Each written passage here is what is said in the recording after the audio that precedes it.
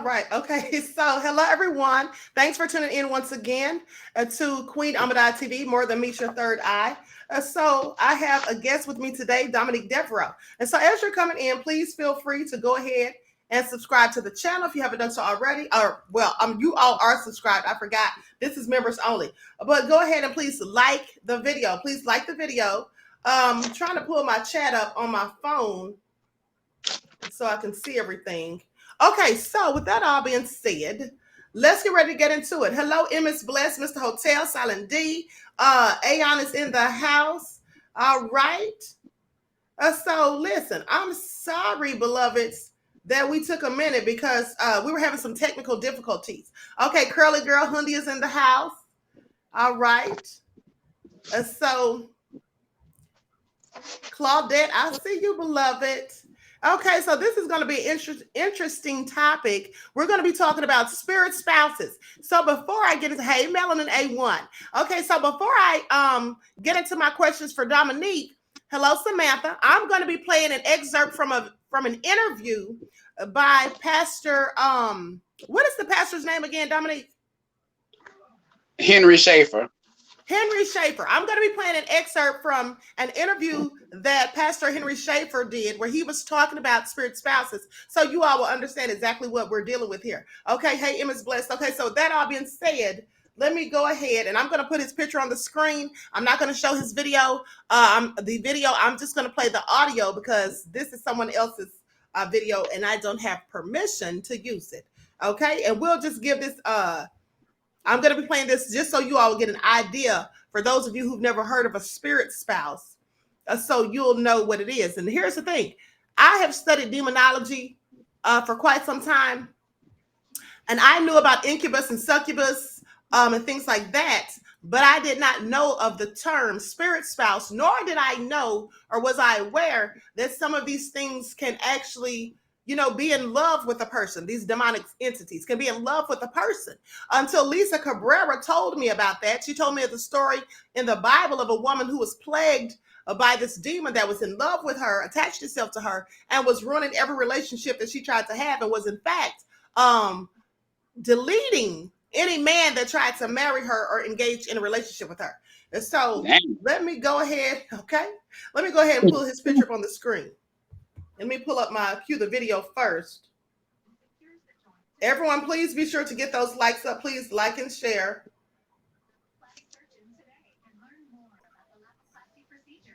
Okay, where is it? Where is it? Here we go, right here. Okay, here we go. Now, this is Pastor Henry Schaefer. Okay, so I'm waiting for this ad to stop, and then I'm going to go ahead and play a portion of this video.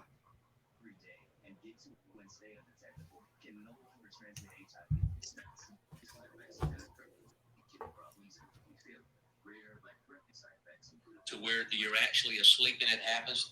The other form of them coming attacks male of the Christian world of problems that people are having. And based off of that, that's where everybody started calling, we need help, we need help. I think what it is, Jennifer, is that is a subject that God is concerned about. I've done a lot of videos over the years, but when it hit the subject that God is concerned about, then that's the one that God promoted. And it was truly the spirit spouse problem that is plagues the world. And God promoted that to go out there to really help his people. And I think even today, the subjects where it's just dedicated to that subject, it will help a lot of people. Tell us this. What is a spirit spouse? For those who did not see it before, or for those who need to recap, what is a spirit spouse particularly? Well, a spirit spouse can go under many names and terms that you'll see in a deliverance ministry. But mainly, a spirit spouse definition is a demonic spirit that sexually attacks a male or female or children. Hold on just a moment. Dominique, please mute your microphone until I finish his part, okay? Because I can hear you flipping pages or whatever. Of either gender, and it will marry itself to that person through open doors of sin or generational curses. This spirit will attach itself and start to molest them in a sexual way. And that would be considered a spirit spouse that considers you its spouse. You don't consider it as a spouse. It considers you as the spouse. And it starts to treat you in such a way that of a true human would treat a spouse as being caring, loving, jealous. That's what a spirit spouse is. So, but you'll hear the terms like incubus, which is a spirit that attacks the male spirit that attacks female. The succubus spirit is a demonic spirit that attacks a male, and then you will have other terms. You will hear things like Lilith or Lilith. Some people call it Lilith, or a term called Lilith, of a specific demonic spirit that uses sexual encounters to get what it wants. So you hear those terms like that: spirit spouse, incubus, succubus, or Lilith or Lilith.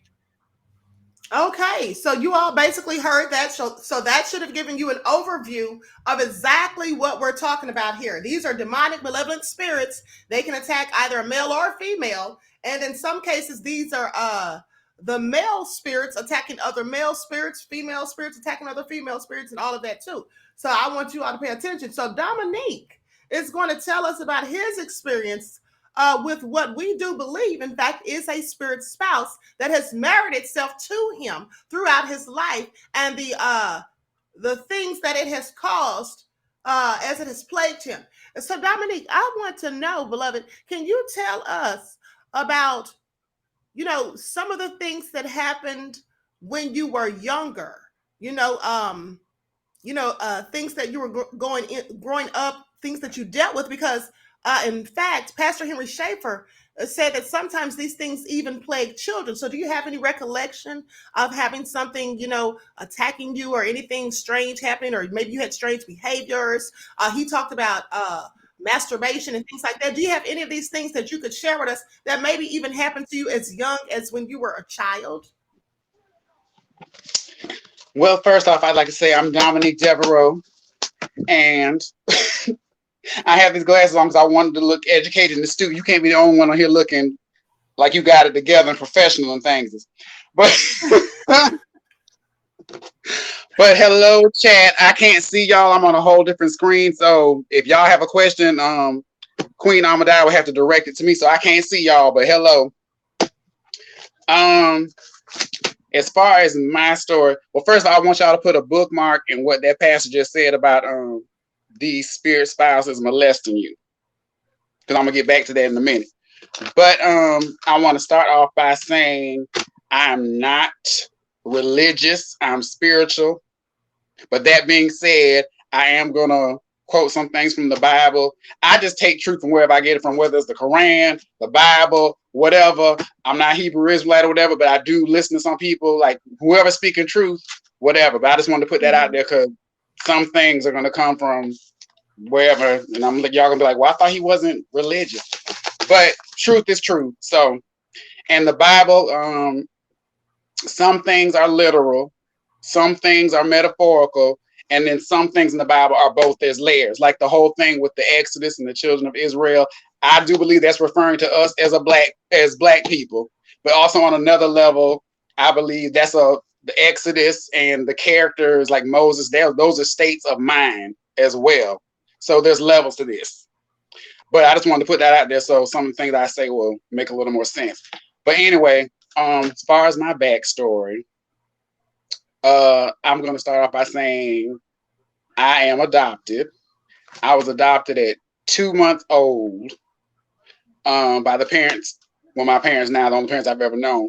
But right after I was born, I was put into foster care with this white family. I don't know anything about them. I don't remember any of it because clearly I was a baby. But yeah, I only have one picture, and it's just the back of the white lady's head, blonde hair, and you can see her holding me.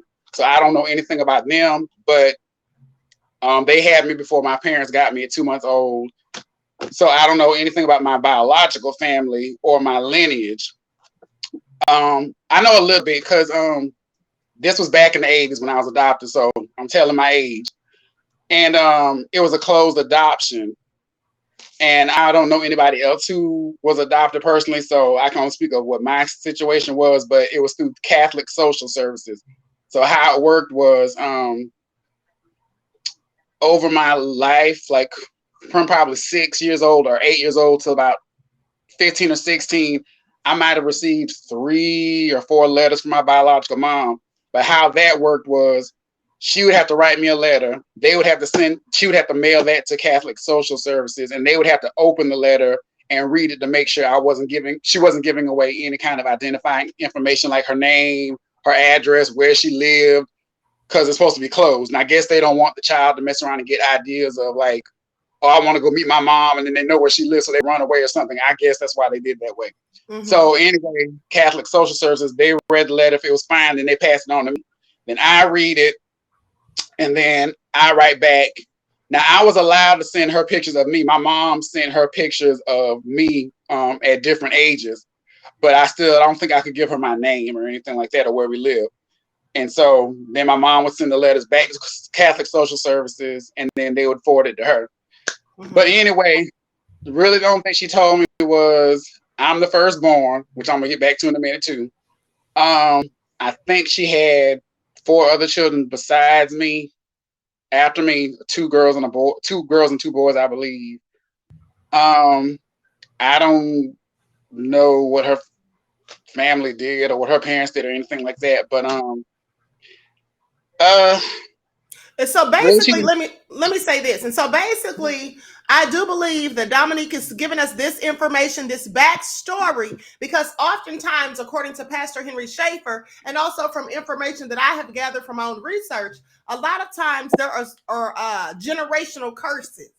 Okay, and when there's generational curses, these malevolent spirits can actually attach themselves to your children through the generational curses. Okay, and so with that all being said, we don't know if perhaps Dominique has some type of generational curse because he doesn't know of his lineage. He doesn't have direct communication with his family and things of that nature, nor has he ever. Okay, so now, as I was asking, beloved, can you tell us if you experienced anything strange or, seeing demonic entities being attacked or anything strange of being promiscuous or, being molested? We don't want to say that word, but you understand what I'm saying. Anything inappropriate to you happening as you were a child? Well, let me take my glasses off because that means ish is about to get real on here. Okay.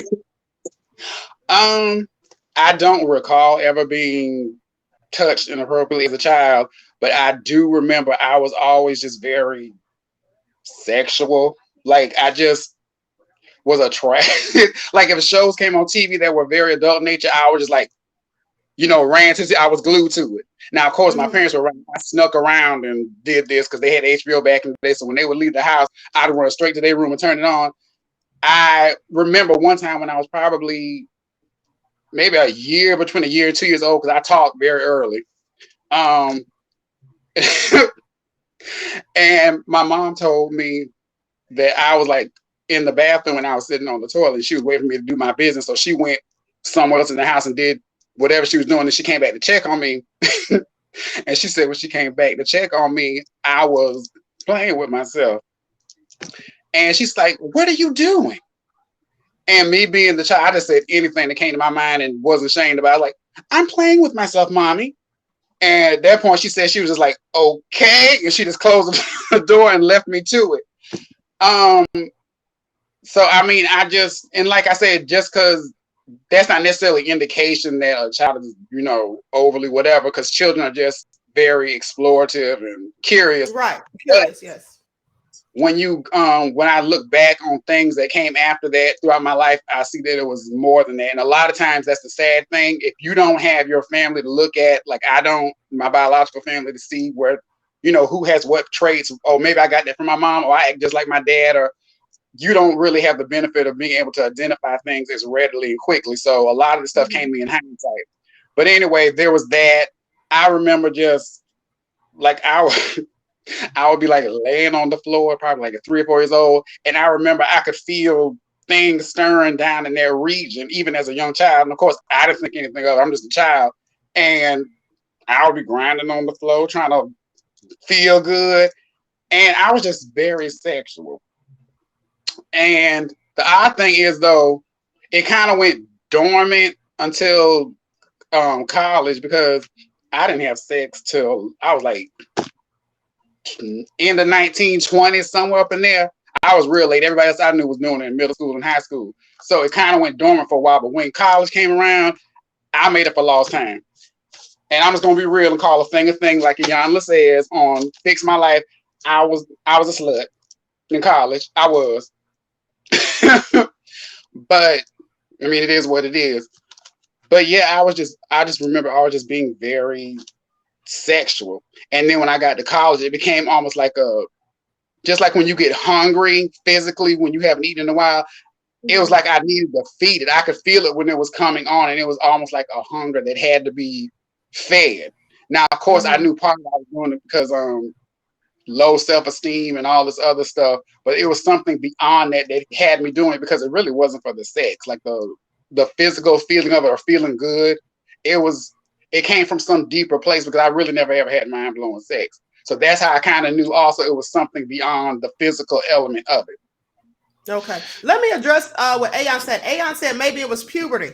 No, Ayon, it wasn't puberty, because he said when these things were happening, he was between the ages of 2 and 4.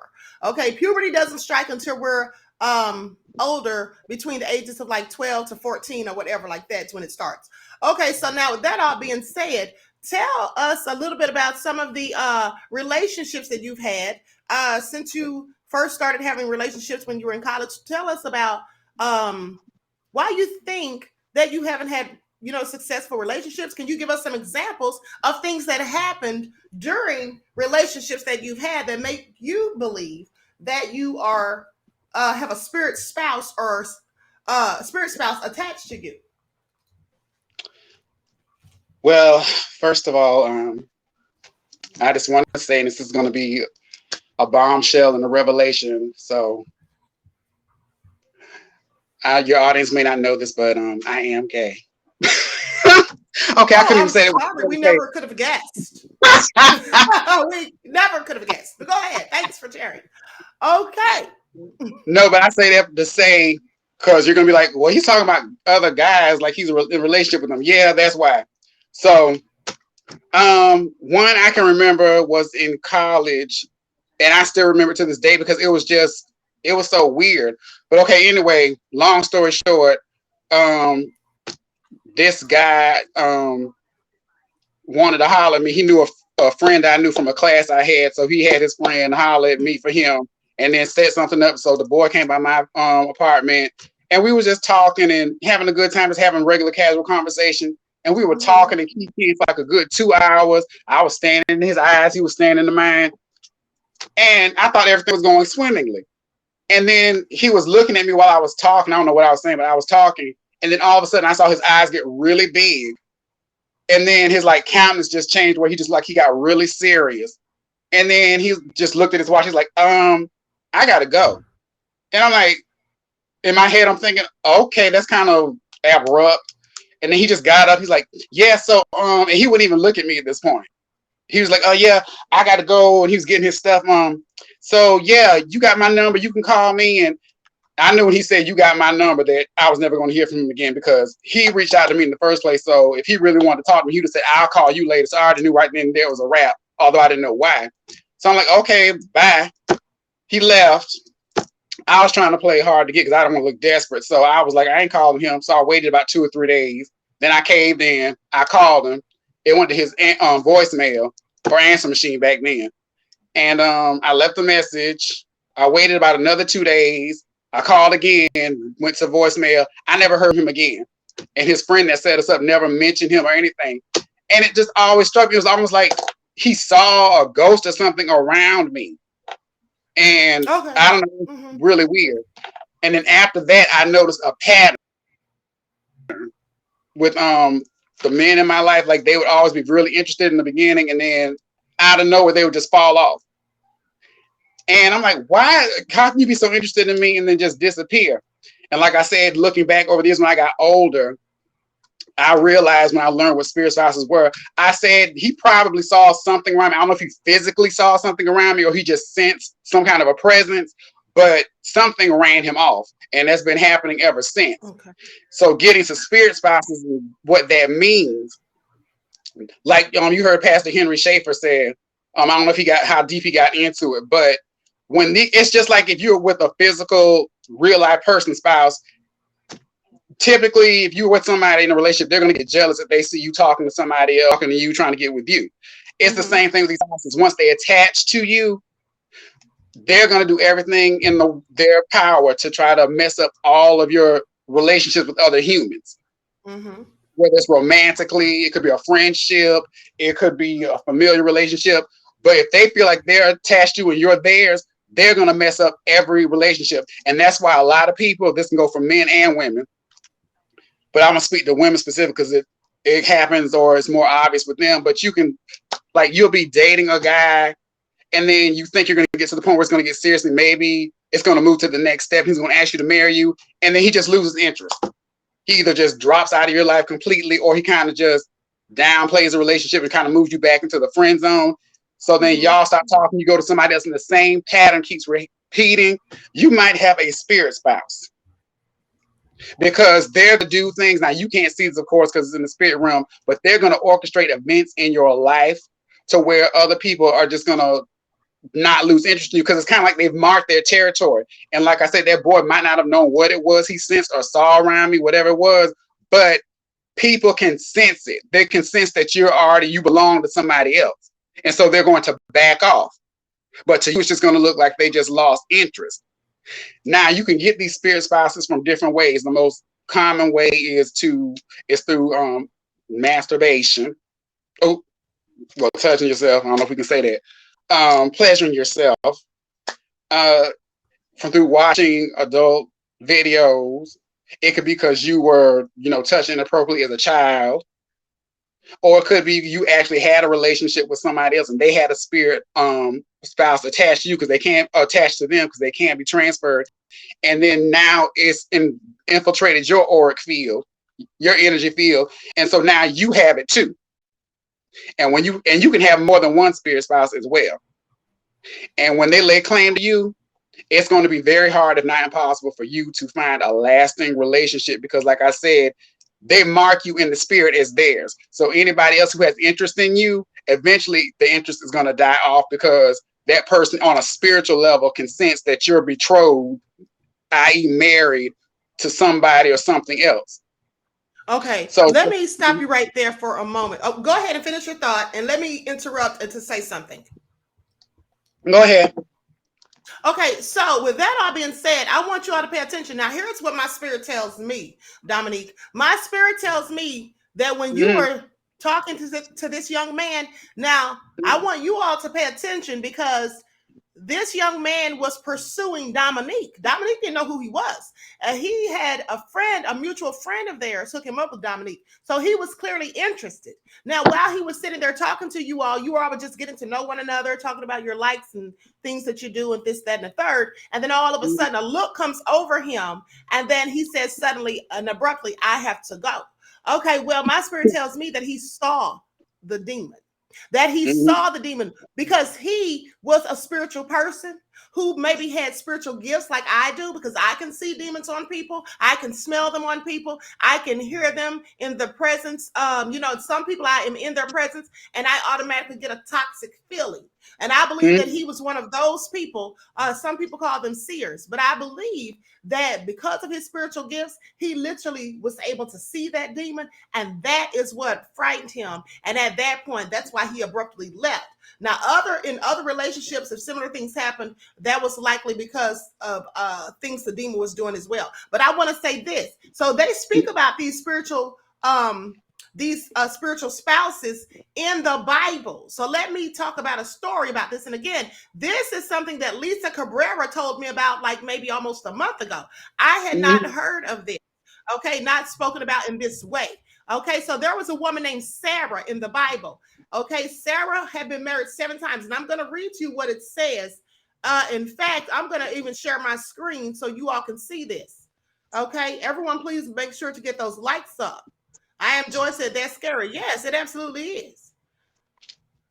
Okay, so now, as you all can see this, I'm going to try to enhance it a little bit more so you all can see this as I'm reading it, because this is all very interesting and many people don't know about this. So it says, Sarah had been married 7 times, but the evil demon, Ahmadiyyah, killed each husband before the marriage could be consummated. The servant woman said to Sarah, "You husband killer, look at you. You've already had 7 husbands, but not one of them lived long enough to give you a son. Why should you take it out on us? Why don't you go and join your dead husbands? I hope you never see a child of yours." Now, Sarah was so depressed that she burst into tears and went upstairs, determined to hang herself. But when she thought it was over, she said to herself, "No, I won't do it. People would insult my father and say, 'You had only one child, a daughter whom you loved dearly.'" But she hanged herself because she felt so miserable.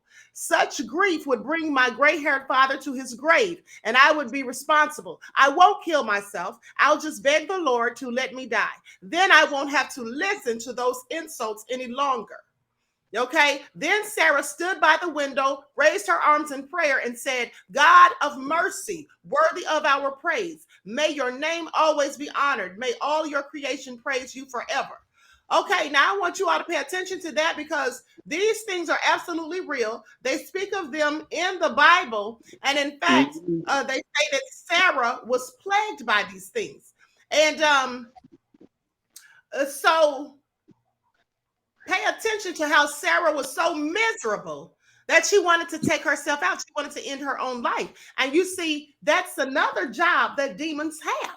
They come like the devil because they are minions of Satan, and they come also to kill, steal, and destroy. And so I have told you all before that when people are low vibrational and these malevolent entities and spirits come to them at those times because they're vulnerable and weak, and these things will come to them and thoughts in their head trying to influence them to delete themselves, because that's what they want you to do. Okay, so with that all being said, go ahead, Dominique, and continue. Well, just to piggyback off of that, yes, that's what it's like a chain effect. These demons work in concert with one another. Like, first she had the spirit Asmodeus, which kept killing her husbands. Then that sent her into a tailspin, which then put her into depression, which allowed the spirit of suicide, of self-deleting, to come into play. These demons hold the door for one another. One will come in and do one job, which sets you up to put you in a low vibrational state in another way. Then another spirit will come in and amplify that state, which opens the door for another one. These things, it's a domino effect. So absolutely. And so let me ask you this, Dominic, have you ever had these types of thoughts or feelings? Yes, several times. I tried it once. Really? I took some pills, but I got scared at the last minute because I'm like, if this don't work, I don't want to end up as a vegetable. So I made myself throw them up. But yes, several times over my life for several reasons. Because growing up, you know, being gay, I didn't want to be that way, and everybody told me it was wrong. So I hated myself for that, which led to the self-esteem, which, like I said, led to me being promiscuous and not having any standards and just doing anything with anybody just to feel some affection and feeling like a piece of a man is better than no man at all. And that shows how the snowball effect is with these demons. So yes, several times throughout my life as a child, as a teenager, as a young adult, as an older adult. And and I've had actual physical experiences. Like I've been in bed, and this has just been like in the last decade. I remember I was in bed one night and I was awake. I woke up for some reason. And of course, every time I have these experiences, I can't move, the whole sleep paralysis thing, except I was not asleep. I couldn't move, and I felt something like a hand, although I couldn't see it, but I felt something moving up my leg, and then it moved to my groin area and started massaging the area, and I knew it was some kind of a spirit. And I couldn't even speak. My vocal cords were frozen. So I could only say the name of Jesus in my head, because you know that's what black folks do. Is we ain't been to church in fact, we're going to call Jesus' name when ish goes down. Right. So I just started repeating his name in my head, and it stopped. So that was an incubus spirit trying to get fresh with me. On another occasion, and we talked about this, and this is probably going to lead into something else, but I told you about the time I took NyQuil. I was sick with a cold or something one time, so I took NyQuil. And it was the green NyQuil, the original formula. Now, I had taken NyQuil as a child, and nothing ever happened. But I was in my 20s, early 30s when this happened. And I took the NyQuil, I went to sleep. And then I woke up, or thought I was awake. I know I was laying down. And instantly I sensed something. I couldn't see anything, but I sensed something malevolent. I couldn't move. I couldn't scream. And then I felt something very near my ear, like it was almost breathing on my ear. And then it just started growling like, and I wanted to piss my pants in that bed. And it just kept growling in my ear. And so again, I just kept repeating the name of Jesus in my head, and it stopped. So then I woke up, and of course I was shaking, and I went back to sleep and nothing happened. But the next day I said, okay, I'm not going to take the NyQuil tonight just to see what happens. So I didn't take it the next night. Nothing happened. So the night after that, I took the NyQuil again. Same thing happened. I woke up in the middle of the night, and I heard this growling in my ear. And this time, it was not only growling in my ear, it felt like this thing's lips were literally inside of my ear. That's how close it was. And then the bed started shaking. Of course, I couldn't scream again, so I just kept calling on the name of Jesus in my head, and eventually it stopped. And clearly after that, I swore off NyQuil. I've never taken it since. Okay. So, well, I took it once, but it was the kind to make you go to just the kind for insomnia, but that didn't do anything. But that's going to lead us to let me talk about that. So I want you all to pay attention, because Dominique says that he took NyQuil and then he experienced this demonic attack. Now, this is very interesting because, as you all know, and I've mentioned this to you before, the root word of pharmaceutical or pharmacy is pharmakia, which comes from the Greek word, right? It's a Greek word, which means sorcery, witchcraft, magic, and things like that. So certain medications,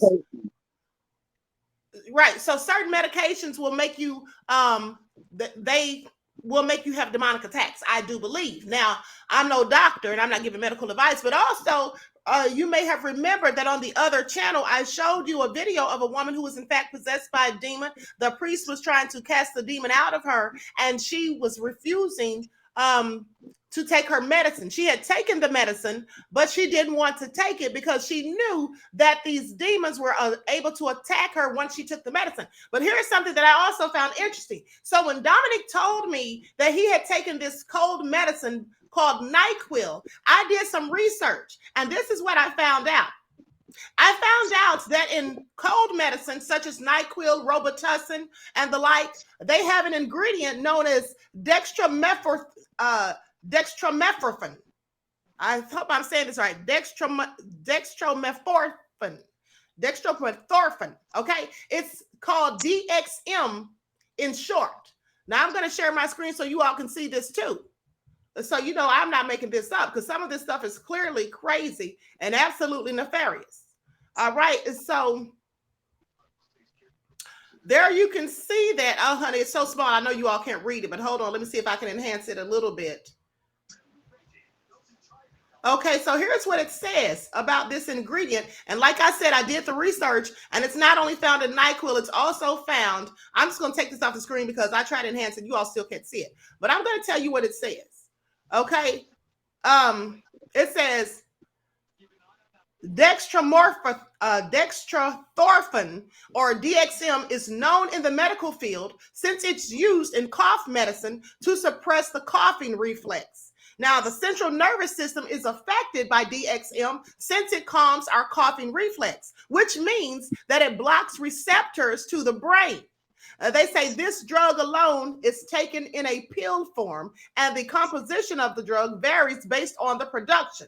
Now, they say DXM is a powerful hallucinogen that's often abused since the user takes more pills each time to increase the high. But they also say this drug is tricky since users never experience the same high, and it varies by individual. It varies by each use. Okay, but hold on. Now, here's what else they say, and I thought this was very interesting. Okay, it says that, hold on. Okay, it says that brain function and cognition are often impaired in the long run since hallucinations, and the perception of reality is distorted over an extended period. People take this drug in public places and are not used to the illusions and effects that it can have, which is why so many deaths occur on DXM. People actually have died from taking this stuff. Now, they say there have been many accounts of this drug causing hallucinations of demonic figures and grotesque imagery that causes people to harm themselves, jump from tall buildings, and walk into traffic. Now, before I let Dominique continue, I want to say this. Do you all hear that? It said that people take this drug and they have hallucinations, demonic hallucinations, and grotesque imagery that causes them to jump off buildings and walk into traffic. I'm going to tell you this. This is my opinion. I don't think these are hallucinations. I think these people are actually seeing these things in real time. I think that these demons are making them to do these things. And the scientific explanation, which is what doctors often try to find when it pertains to spiritual things that are often very hard to believe, especially for people who don't believe and study these things, they try to find a scientific explanation because that seems more logical. And so I believe that they're saying these things are hallucinations, but in fact, I think that these are actual demons that are manifesting because they take these drugs. And I want you also to also pay attention, because what do people put in the drink they call Molly? Is Molly a drug or whatever? Whatever it is, what they call it. What's the stuff that the rappers, a lot of them drink? They call it lean. They call it lean and all that stuff. Is lean and Molly the same thing? I'm not sure. But there's something that they drink. It's called lean, or it used to be called that. And they mix it with cough syrup and alcohol and other stuff. Okay, so that would explain to me why a lot of these people engage in such nefarious behavior, because this cough syrup has DXM in it. Okay, and then people are known to have hallucinations, is what they're calling it, but I'm calling it demonic attacks. And that's what I think. So with that all being said, Melon A1 says codeine. It's likely in codeine as well. But this ingredient is not codeine. This is DXM. But so now, Dominique, to ensure, do you think that you were perhaps having hallucinations and the demons really weren't there? And if not, how could you tell? Well, I believe if it was a hallucination, a true hallucination, I wouldn't have had the same experience both times. Like, I probably would have dreamed of pink unicorns one night, and then the next time it happened, it would have been, I don't know, clowns in a circus or something. Like, typically when you dream, you have regular dreams, unless you have a reoccurring dream, which I've rarely had, but to have it back to back, like only a night apart, I've never had that. So the fact that it was the same exact experience both times, that leads me to believe it was a specific spirit that Okay. was Now, have talking. you had? I'm sorry. Go ahead. That's it. So, have you had an experience like this when you had not taken the NyQuil? No. Okay. No. Okay. Well, here's the thing. That's interesting, but here's the thing.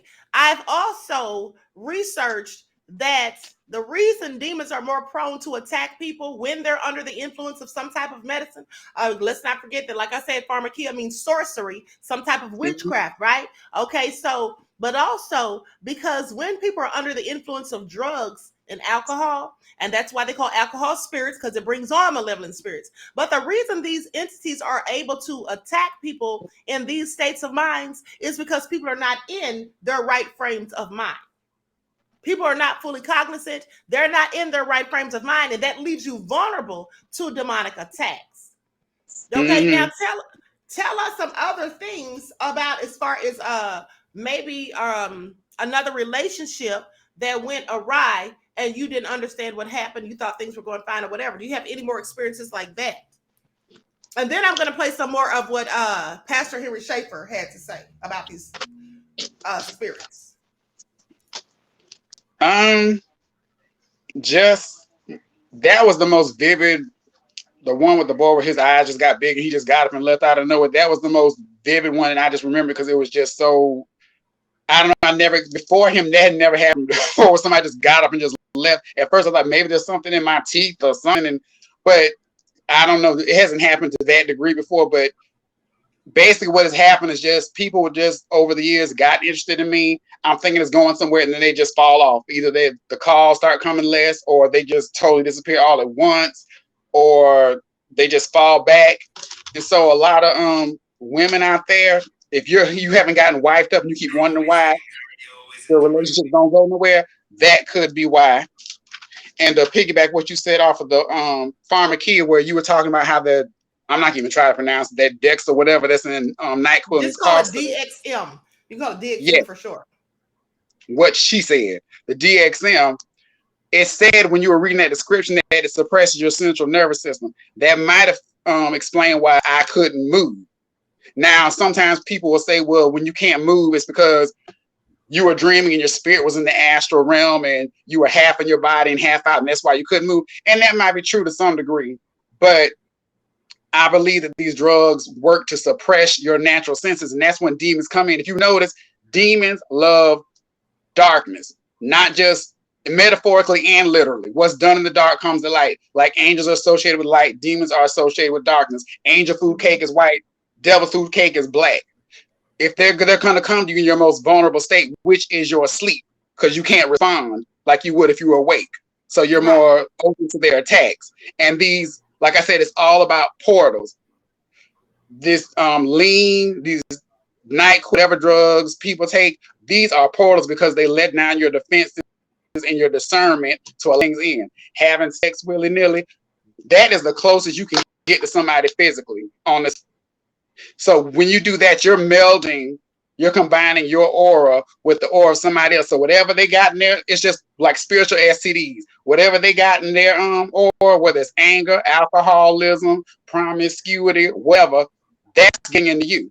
Because a lot of times people, when they get in relationships, especially when it's a breakup, they'll notice that their behavior, or people around them will notice their behavior sometimes starts to change for the worse because they picked up traits from the person that they were intimate with. And you've given them some things too. And that's why sometimes when you break up with somebody, some breakups are harder to get over because your auric fields became so enmeshed with one another that even though y'all aren't physically together anymore, you're still tied in the spirit. There's no distance in the spirit. Right. Yeah, And because sometimes, sometimes you mix spirits and energies. mm-hmm, and that's why I know we grew up, we thought, oh, people are so, our parents and elders were so, stringent about us not having premarital sex. We thought they were just telling us that just whatever to be Debbie Downers. But no, there are spiritual implications to doing that. The more people that you have sex with, the more you're spreading your energy around, the more taking from you. Like when I went through breakups, I felt like every time I had a breakup, I felt like I lost a piece of me. And it took me months, sometimes years to get back to where I felt anything near myself anymore, because I had just given a piece of myself away. And I think a lot of times, like schizophrenia and mental illnesses, they come about when a person is just giving themselves away so much that their mind becomes shattered. To try to deal with all of that emotional loss, their mind just cracks.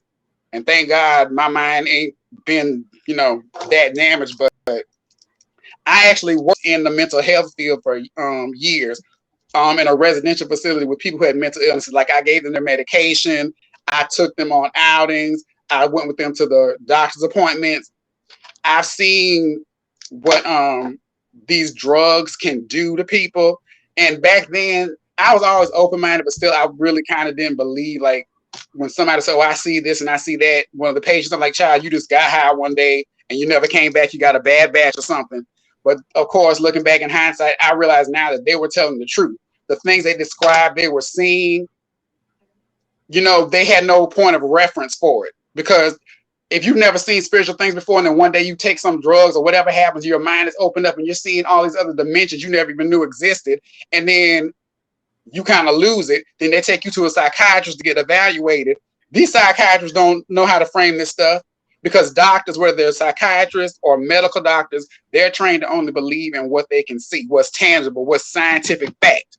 And you can't prove the spirit unless you see it for yourself. So these people automatically get labeled crazy, instead of people trying to take the time to get to the root of the problem. And that's kind of why I left that field, because I just saw these people getting put on more and more drugs, which just compounded their problems instead of alleviating them. And they weren't getting any better, because you cannot, somebody else said this on another channel, you cannot, nobody's ever going to get healed through the practice of psychiatry or psychology until they integrate the spiritual with the physical. Because until you accept the fact, and science acknowledges that there are spirits behind these illnesses, because everything starts in the spirit. Everything is in the spirit before it becomes physical. As above, so below.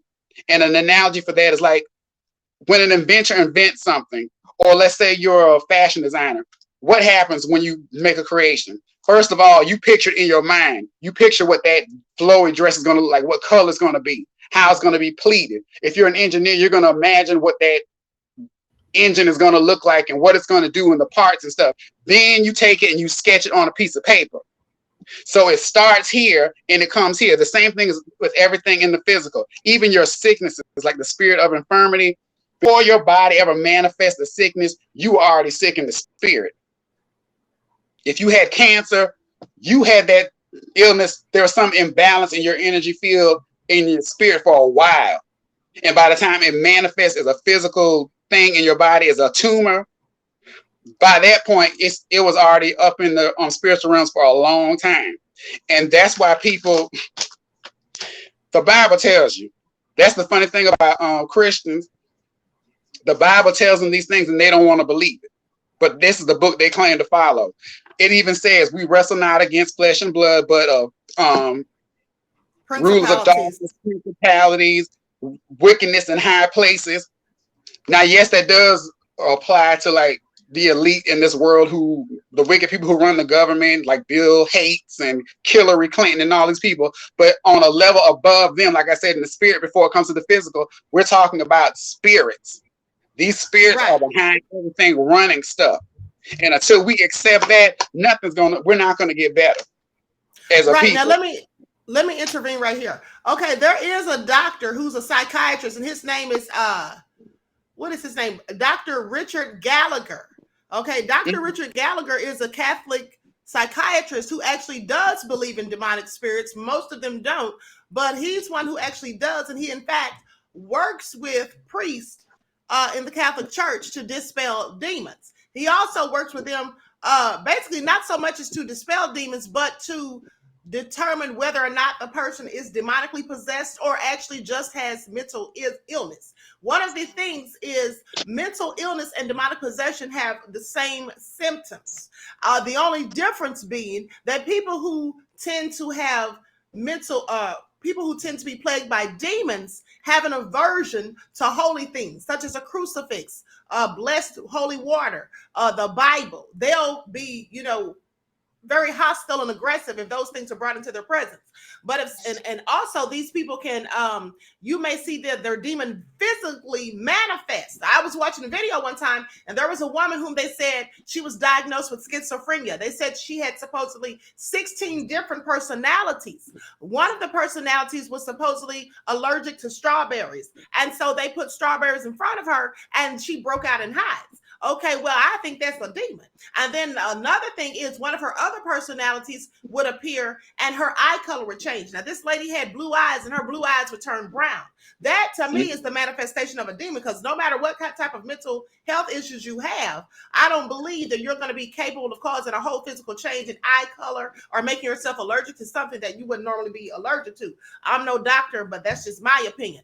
But yes, Dr. Richard Gallagher, he wrote a book called Demonic Foes. Okay, and so he's one of the few who does believe in the spiritual realm of these demonic entities. And like I said, he helps these priests to determine whether someone is actually demonically possessed, so that they can go forward with the exorcism, or to just know whether this is someone who just needs psychiatric help. Now, let me play a bit more of Pastor Henry Schaefer's interview. I'm going to put his picture back up on the screen. Everyone, please be sure to get those likes up. Please like and share. That many people go into captivity because of the lack of knowledge. But when you start speaking about these issues and bringing knowledge, it's like I tell people, like when we're sharing things like this here, it's like a intelligence gathering. When you sit down, you get ready to go into a mission, you're gathering intelligence. So you're just sitting there, listen to someone speak. Let me share with you some intelligence.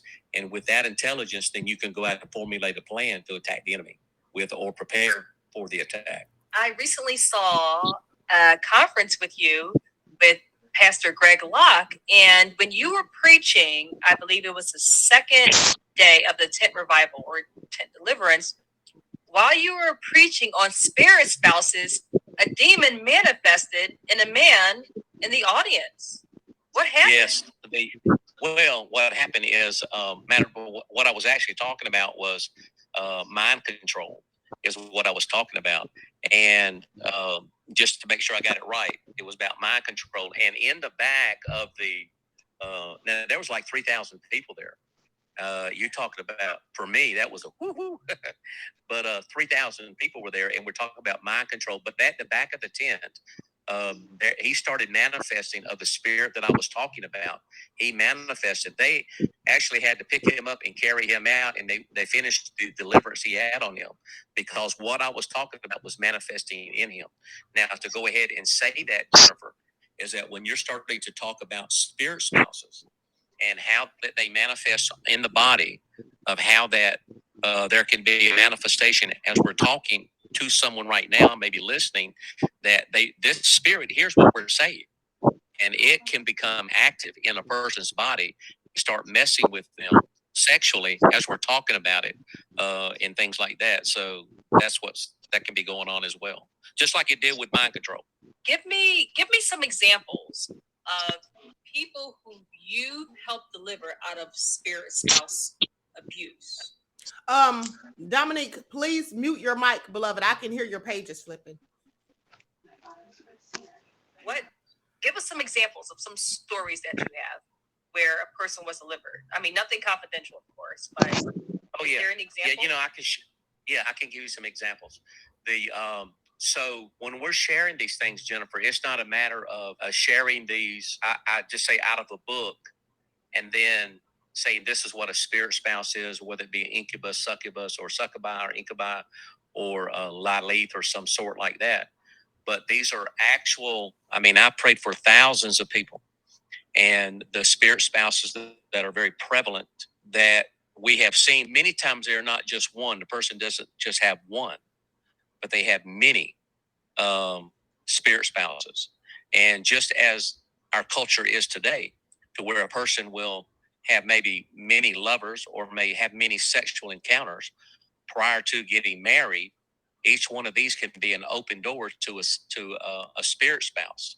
But with that being said, so those are the things that we look for. So the examples of spirit spouses, I had a friend that we were taking through Deliverance, and this female was actually up north, and I was Zooming like we are now.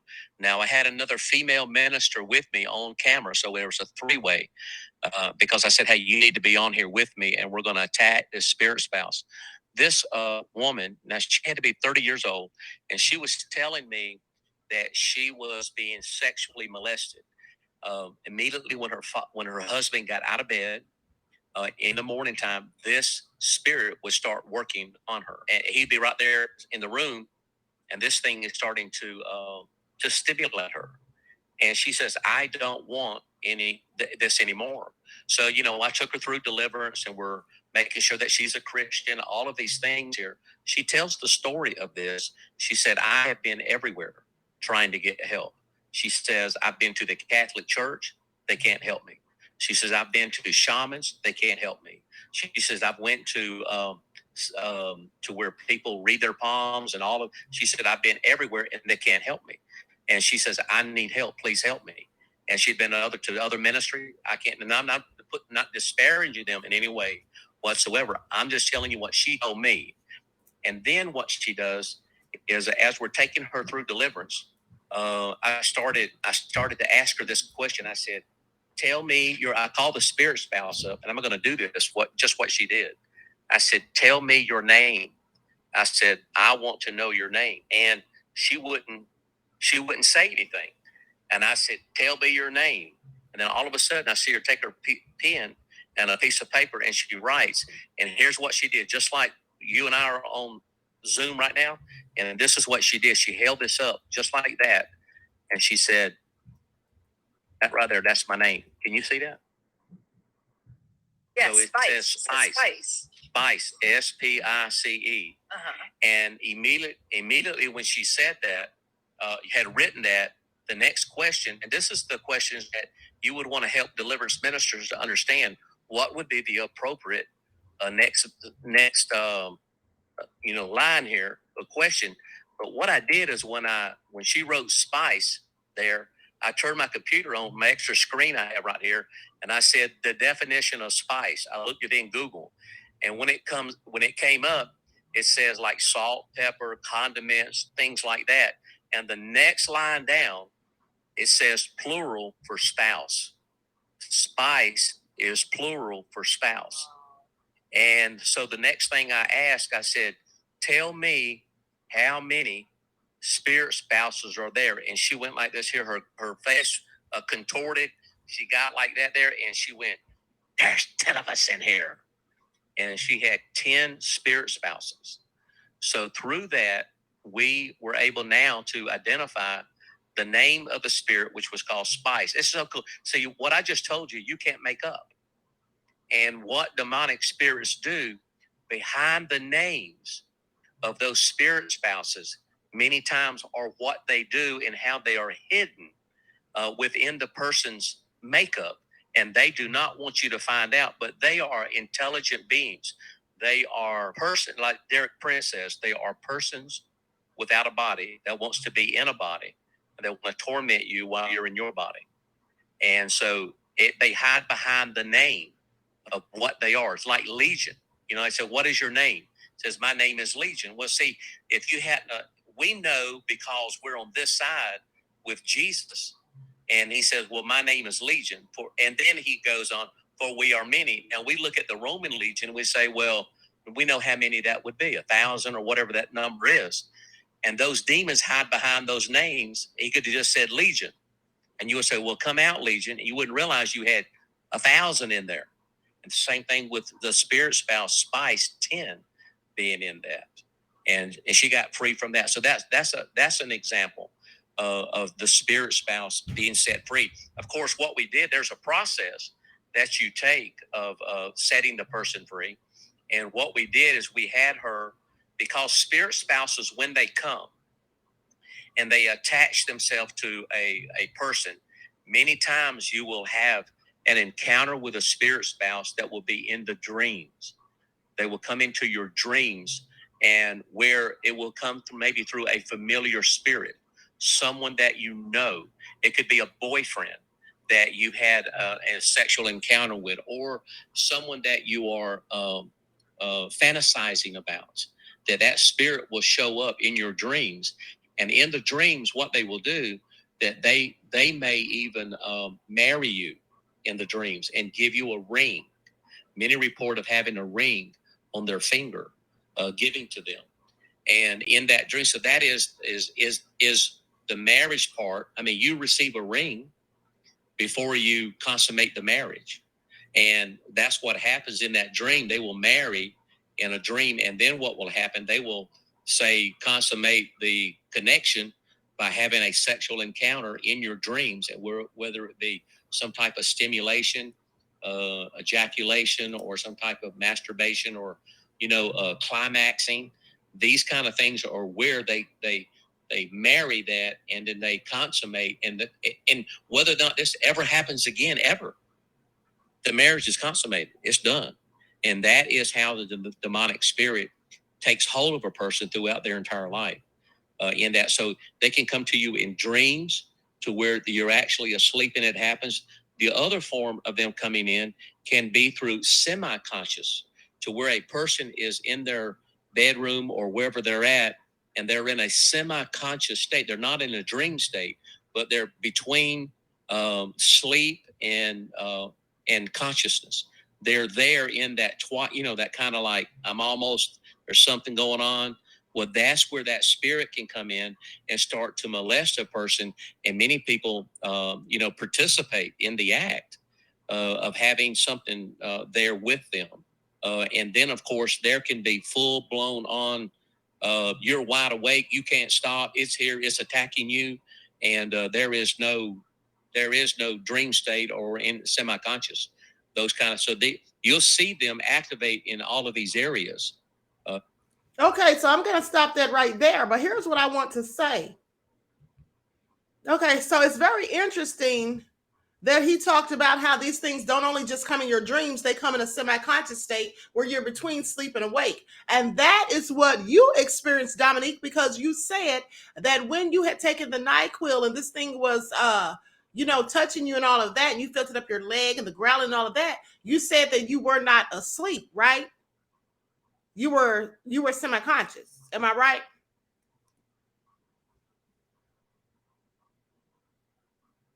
Unmute your mic. Unmute your mic. Dominique, unmute your mic. You hear me now?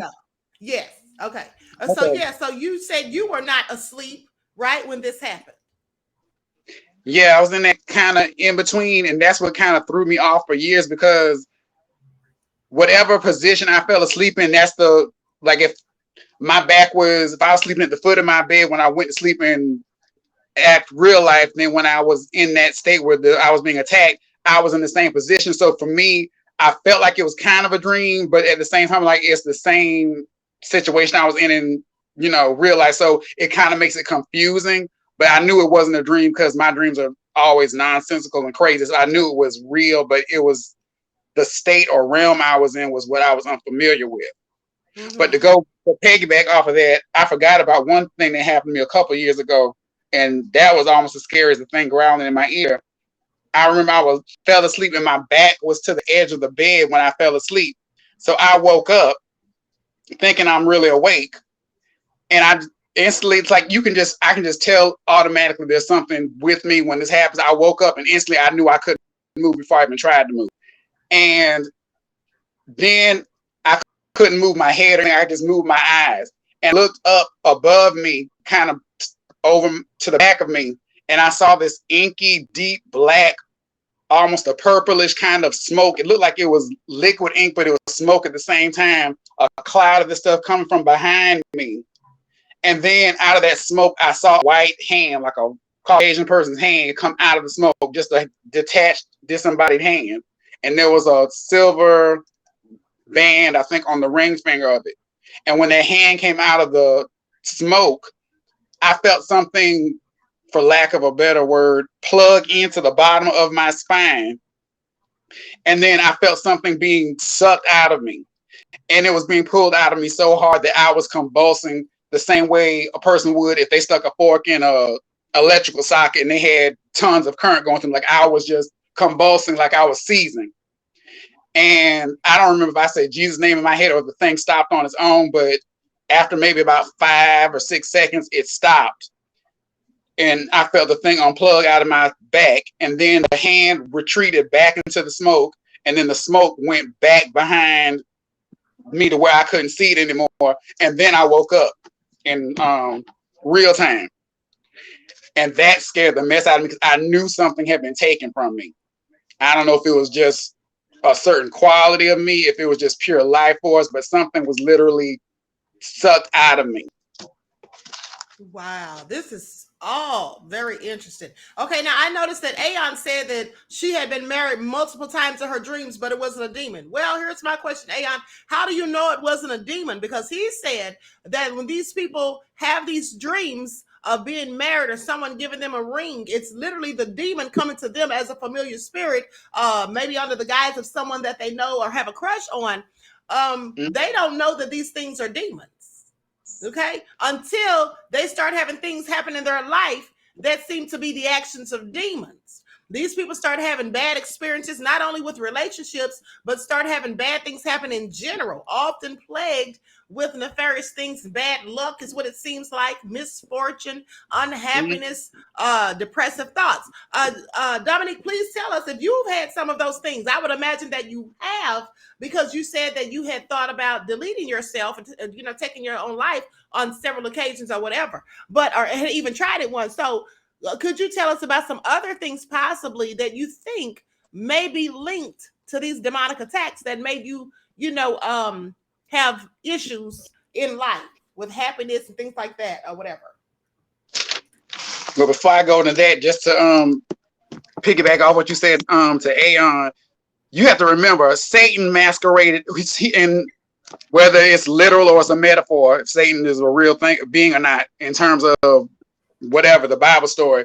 You have to remember Satan masquerades as an angel of light. So if a demon's gonna come to you, the devil ain't gonna come to you with something that's gonna scare you off, because it wants to draw you to it so it can do it whatever he needs to do to you. So it's gonna come as the most pleasant thing, the man of your dreams, the woman of your dreams, the job of your dreams, the house of your dreams. It's gonna come wrapped up in a pretty package. And it ain't till you get that thing home and take that bow off and open it and that jack in the box springs up that you're gonna see what it really is. And it ain't gonna be pretty.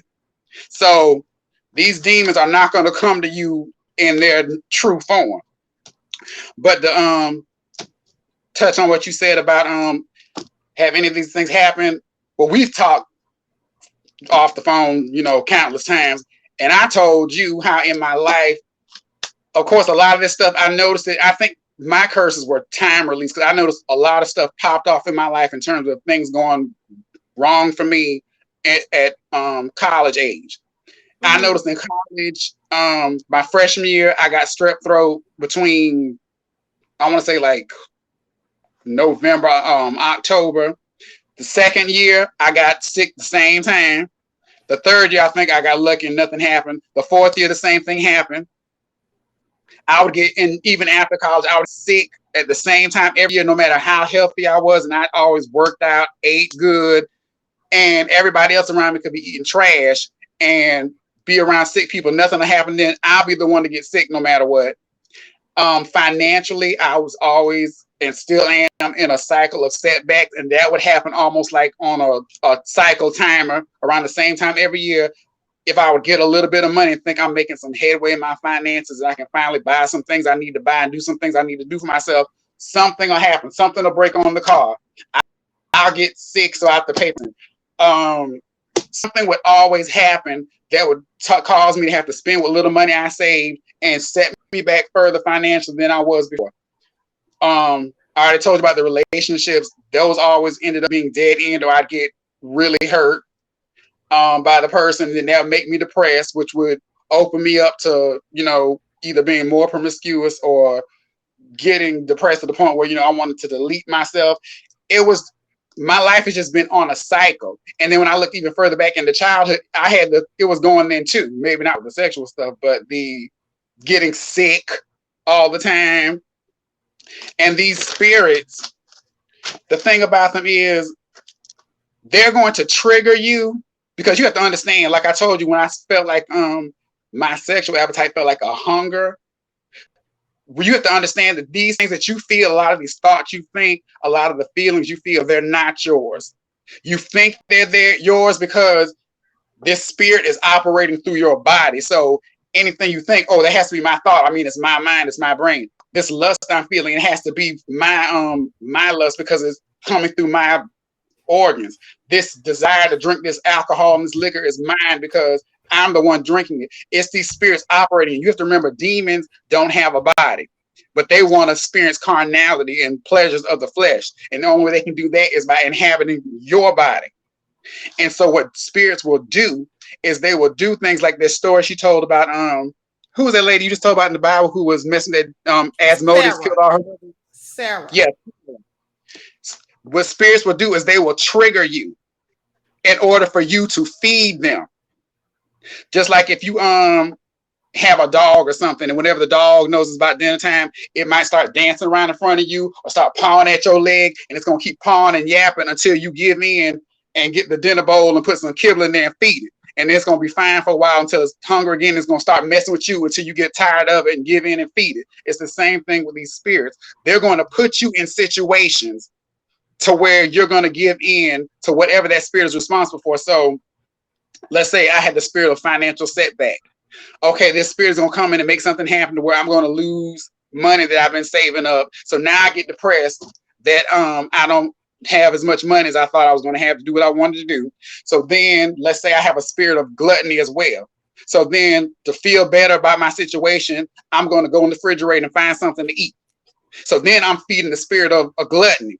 Then if that doesn't work and satisfy me, then the spirit of lust is going to come in. Well, you'd feel better if you call Tyrone over and, let them blow your back out or do whatever. So then you give into the spirit of lust and you have sex. Then you feel depressed because you gave and had sex with somebody you were in a relationship with and you said you're going to keep yourself. So then you fall into the spirit of depression. Then the spirit of depression gets you so low to where you start thinking about deleting yourself. These spirits are going to set things up in your life to trigger you to do whatever activity you need to do in order for that spirit to feed. Just like we take in physical food, they take in pure energy. All we do when we eat food is we take in physical matter and our body converts it to energy. They take the energy straight out as energy. So when you are going through these situations, you have to stop and ask yourself, okay, if let's say you have a problem overeating, do I really want to eat right now? Am I really hungry? What was I thinking about right before I got hungry? And you might find out you was thinking about your ex and how you saw them on Facebook and they posted pictures with their new boo and they got a baby now and you thought y'all were going to be together and have a family together. And you were thinking about that. Okay, I'm not really hungry. I just want to feel better right now because I feel depressed because of what I just saw on Facebook. You have to start going and looking at the reasons behind why you do what you do. Because if you just act mindlessly, these spirits are going to have you on a hamster wheel of just doing mindless things so you can feed them. All the while, your life is the one getting wrecked because you remember, they're spirits. So they can use your body to get the energy they need and feed. And then when they're good and full, they're going to jump and go do something till they're ready to feed again. And you're the one left with the aftermath that they created through you, that they've used you to create.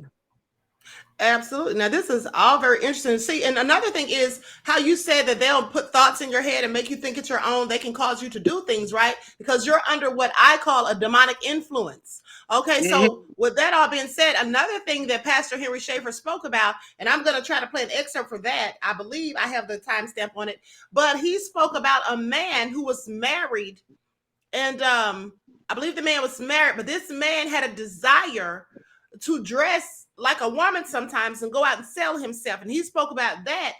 And then there was another person he spoke about. He said that the wife, when he told that story, the wife's another woman said that her husband had all these high heel shoes in the garage and she wasn't allowed to go out there. And so he was talking about, I believe that he said this was Lilith. So I'm gonna play an excerpt of that too. Okay. I'm gonna play an excerpt of that. We're gonna wrap it up in a minute because I know you have to be at work. So let me just put this back on the screen and play this. I'm sorry, say that again.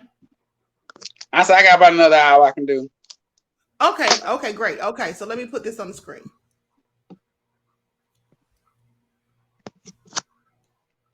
That kind of like, there's something going on. Well, that's where that spirit can come in and start to molest a person. And many people, participate in the act of having something there with them. And then, of course, there can be full blown on, you're wide awake, you can't stop, it's here, it's attacking you. Hold on, let me fast forward. Hold on, let me fast forward to the part. Wrong timestamp. Here we go. Divorce to come out. Let me tell you what the mission of the divorce spirit is. And it is overlooked in deliverance, and people do not understand the real mission of divorce. They think that the mission of divorce is to cause a divorce, that this divorce spirit hates one another or something like that. And that's not the true mission of the spirit of divorce. Here is what the spirit spouse does. The spirit spouse makes the person so jealous of the other person that they hate one another, to where the spirit spouse feeds the spirit of divorce. And the spirit of divorce is the one that makes the person say, I want a divorce. And that's the job. That spirit spouse activates that spirit that says, I want a divorce. And what ministers are doing, they're trying to get the divorce spirit out. And that's not the problem. The spirit of divorce is only the vocal spirit that speaks out into the atmosphere, I want a divorce. Spirit spouse above it is manipulating the situation in jealousy to eventually the person gets to the point that says, I want a divorce. And once divorce is spoken, then that sets things into motion to where a divorce takes place. You know what? This brings my mind back to our last interview, how you mentioned going to marriage counseling away somewhere to a cabin or a retreat, you're wasting your money. Why did you say you're wasting your money? And it made, I think everybody who saw that, it made them think, wow, maybe we were wasting our money. Why did you say that? So going to a retreat to try to repair your marriage is it can be in the world's way of doing it. It can be the Christian way of doing it. But until you address the demonic spirit of divorce, generational divorce maybe, or spirit spouses, unless you get to the root of it, you're just wasting your money going to a weekend of an encounter. It could be romantic and things like this here. And you go back home and you've got the same demonic spirits in you in the same situation. And you're trying to figure out why doesn't God's word work? And it does work, but you got to get the demons out first and then start to plant into good fields, good hearts, good Christian lives and things like that. So yeah, you got to do it like that as well.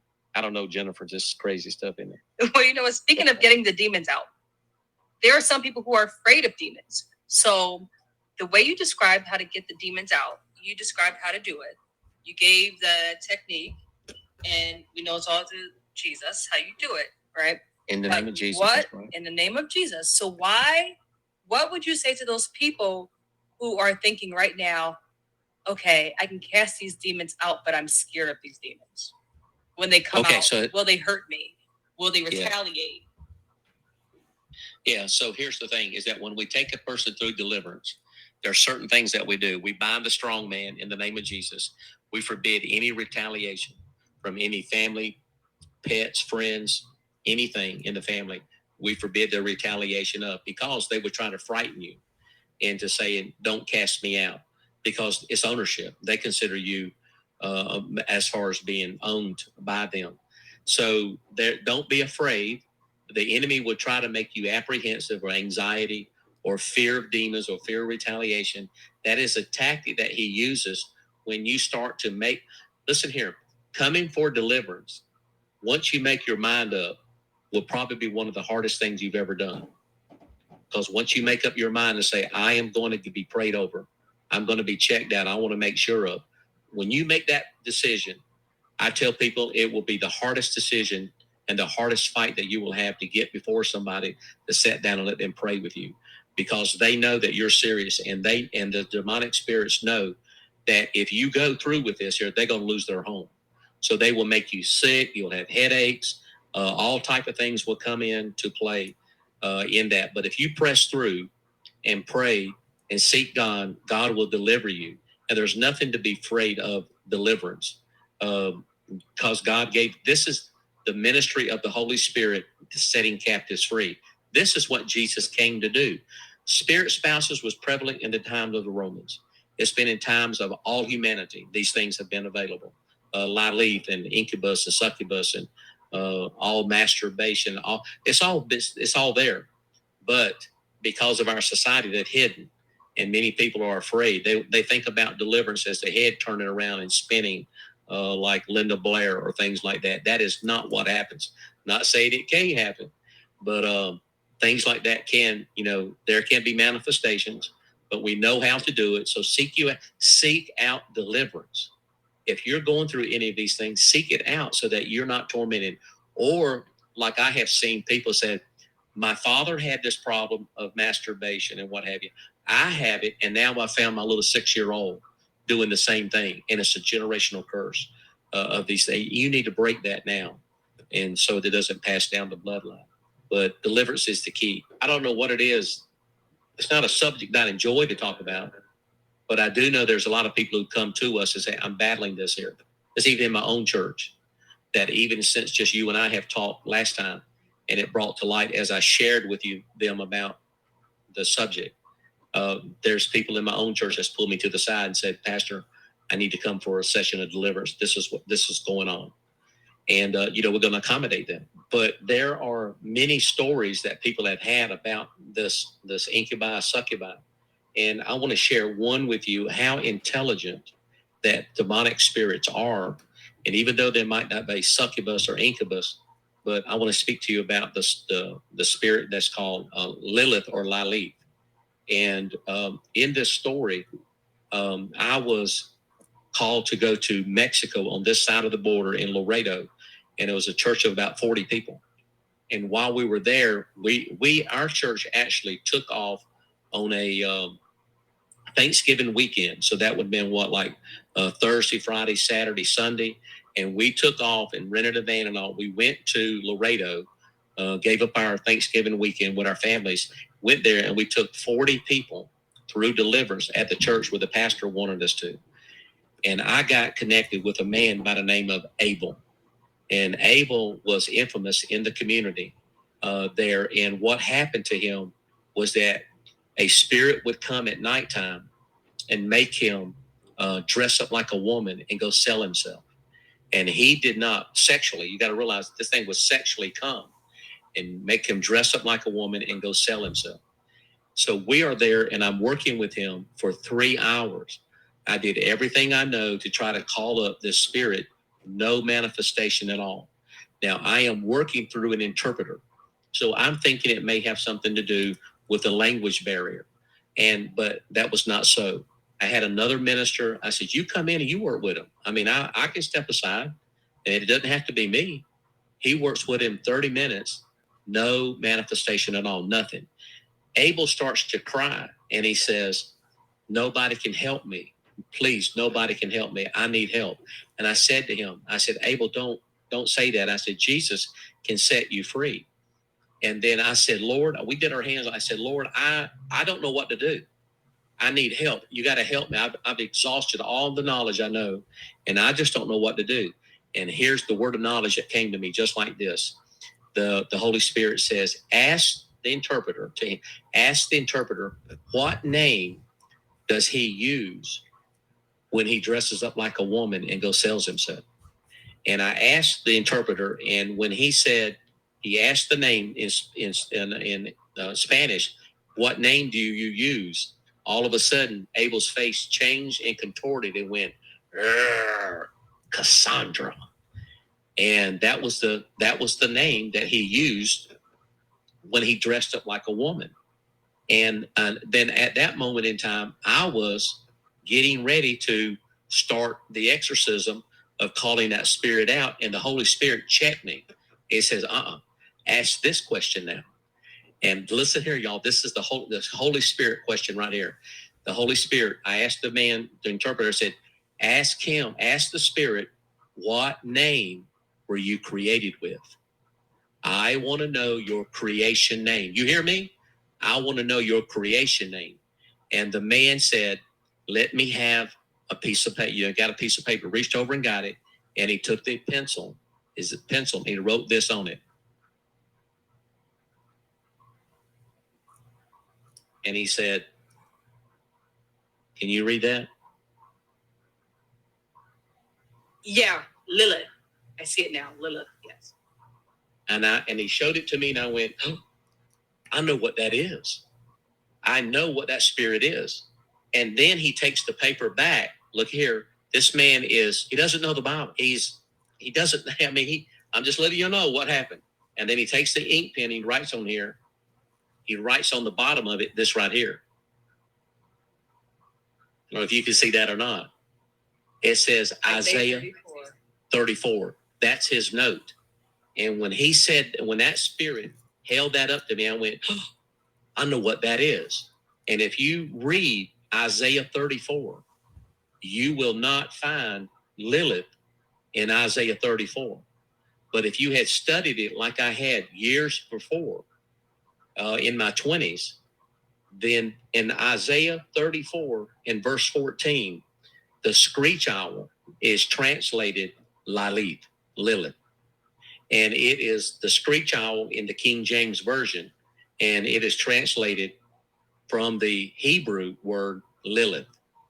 And the spirit that I was dealing with used the name Cassandra, but it was really the spirit called Lilith, that is a spirit that the Hebrews believe, and that believe through the scriptures or through Hebrew folklore of the Hebrews and culture, that Lilith or Lilith was Adam's first true wife, is what they believe, and it claims to be, and that it is a sexual spirit that comes at nighttime and molests people in their dreams, in their sleep, or makes them dress up like a woman and go sell themselves. That spirit called Lilith was one that I came across, and we cast that spirit out of Abel, and Abel was set free from it. And I stayed in contact with the pastor, and that he was set free, and he was delivered from the spirit. So armed with that information, several months would pass by, and I would be at church, and there would be a husband and a wife team that would come to visit with me. And they would be telling me, they said, we have something we need to share with you. I want to see if you can help us. I said, what is it? They said, well, in their house, in their garage, that the husband had a room that was built, and in that room had nothing but high heel shoes, women high heel shoes, in the whole half of his garage. His wife was not allowed to go in that room at all, but he had high heel shoes. And what he would do, he would put on the high heel shoes. This was a huge man. Y'all know who Herman Munster is? Do y'all know who? The Addams family, right? Herman Munster was the Munster family, the Munsters. Not the Addams family. He was the Addams family was another one, but the Herman Munster was Munster. He had the flat head. Okay. And he would go, hoo, hoo, hoo. Oh, yeah, with the square head, right? Yeah, that's right. That he looked like Herman Munster. That's how big he was. And what I found out now you got to realize, being armed with Lilith and the Cassandra issue, and about this here, God starts to build. And this is the story of trying to help you as deliverance ministers or people who are battling this. Okay, I'm going to stop right there. Stop right there. Okay, and I'm going to let Dominique go ahead and continue, because this is very interesting, but I wanted you all to hear that, because he was saying this spirit known as Lilith or Lilith basically is believed by Hebrews was believed by Hebrews to be the first wife of Adam. It's a sexual demon that comes and causes all sorts of nefariousness, can make men dress like women and then go out and sell themselves and give you demonic attacks as well. So that's all very interesting. So he recognized this demon when he went to speak with this person in Mexico by the name of Abel. Okay, very interesting. His name is Abel, which is a name from the Bible. And I don't know if you all have noticed this, but what I have noticed in some of these demonic attacks that people have gone through that have been reported, the people had biblical names. If you remember the woman years ago, Andrea Yates, who deleted her own 5 children, each of those children had a name from the Bible. Their names were Luke, Noah, John, I believe there was a daughter named Sarah or Rebecca or something like that, but every last one of her children had a name from the Bible. And she took those children out by her own hand. And they said that she was mentally insane. I think she was possessed by demons. That's what I think. I just find that very interesting that this is sometimes the case, that the people that these demons take out or have taken out by the hand of someone else have these biblical names. I don't know what kind of connection that is, you know, if that means anything specifically, but I just find that interesting. So, Dominique, what I want to ask you is this. Have you, Nessie X says the guy that did the shooting in Memphis, his name was Ezekiel. Yes. Okay, that's what I'm saying. This is very interesting. So I'm glad you brought that up. So you see what I'm saying? Name is Ezekiel. Lillian X said, oh, you're absolutely right, Queen. Wow. Thank you, beloved. I just noticed these things.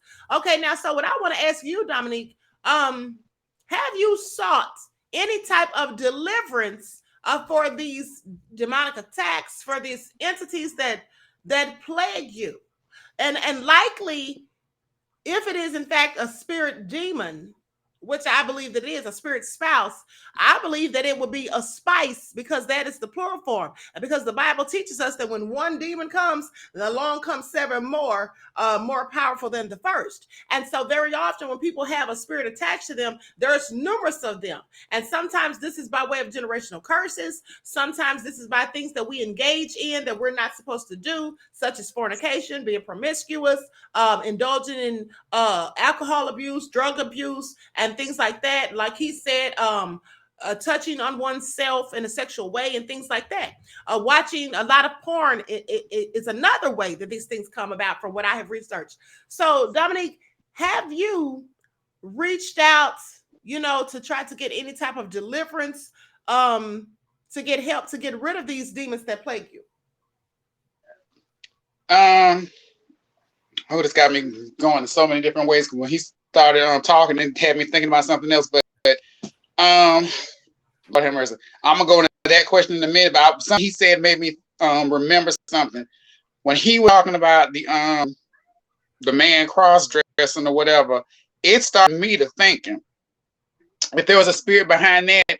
I remember when I was a child, because clearly I'm the most masculine thing out there. You're right. But clearly you can tell I got a little sugar in my tank, and by little I mean a whole bag full of Dixie crystals. And I've been this way since I was a child. And of course, my parents didn't like it. So they would tell me, you know, boys don't act like that. Stop doing it. Stop rolling your eyes. Stop walking this way. Stop holding your hand this way. And I would just have the thought, I never wanted to be a girl, but I would just have the thought like, oh, it would just be better if I was a girl, because then my mannerisms would match the body I was in. I wouldn't get chastised for it. Mm-hmm. But it never really went beyond that. It's just like, oh, it just would be easier.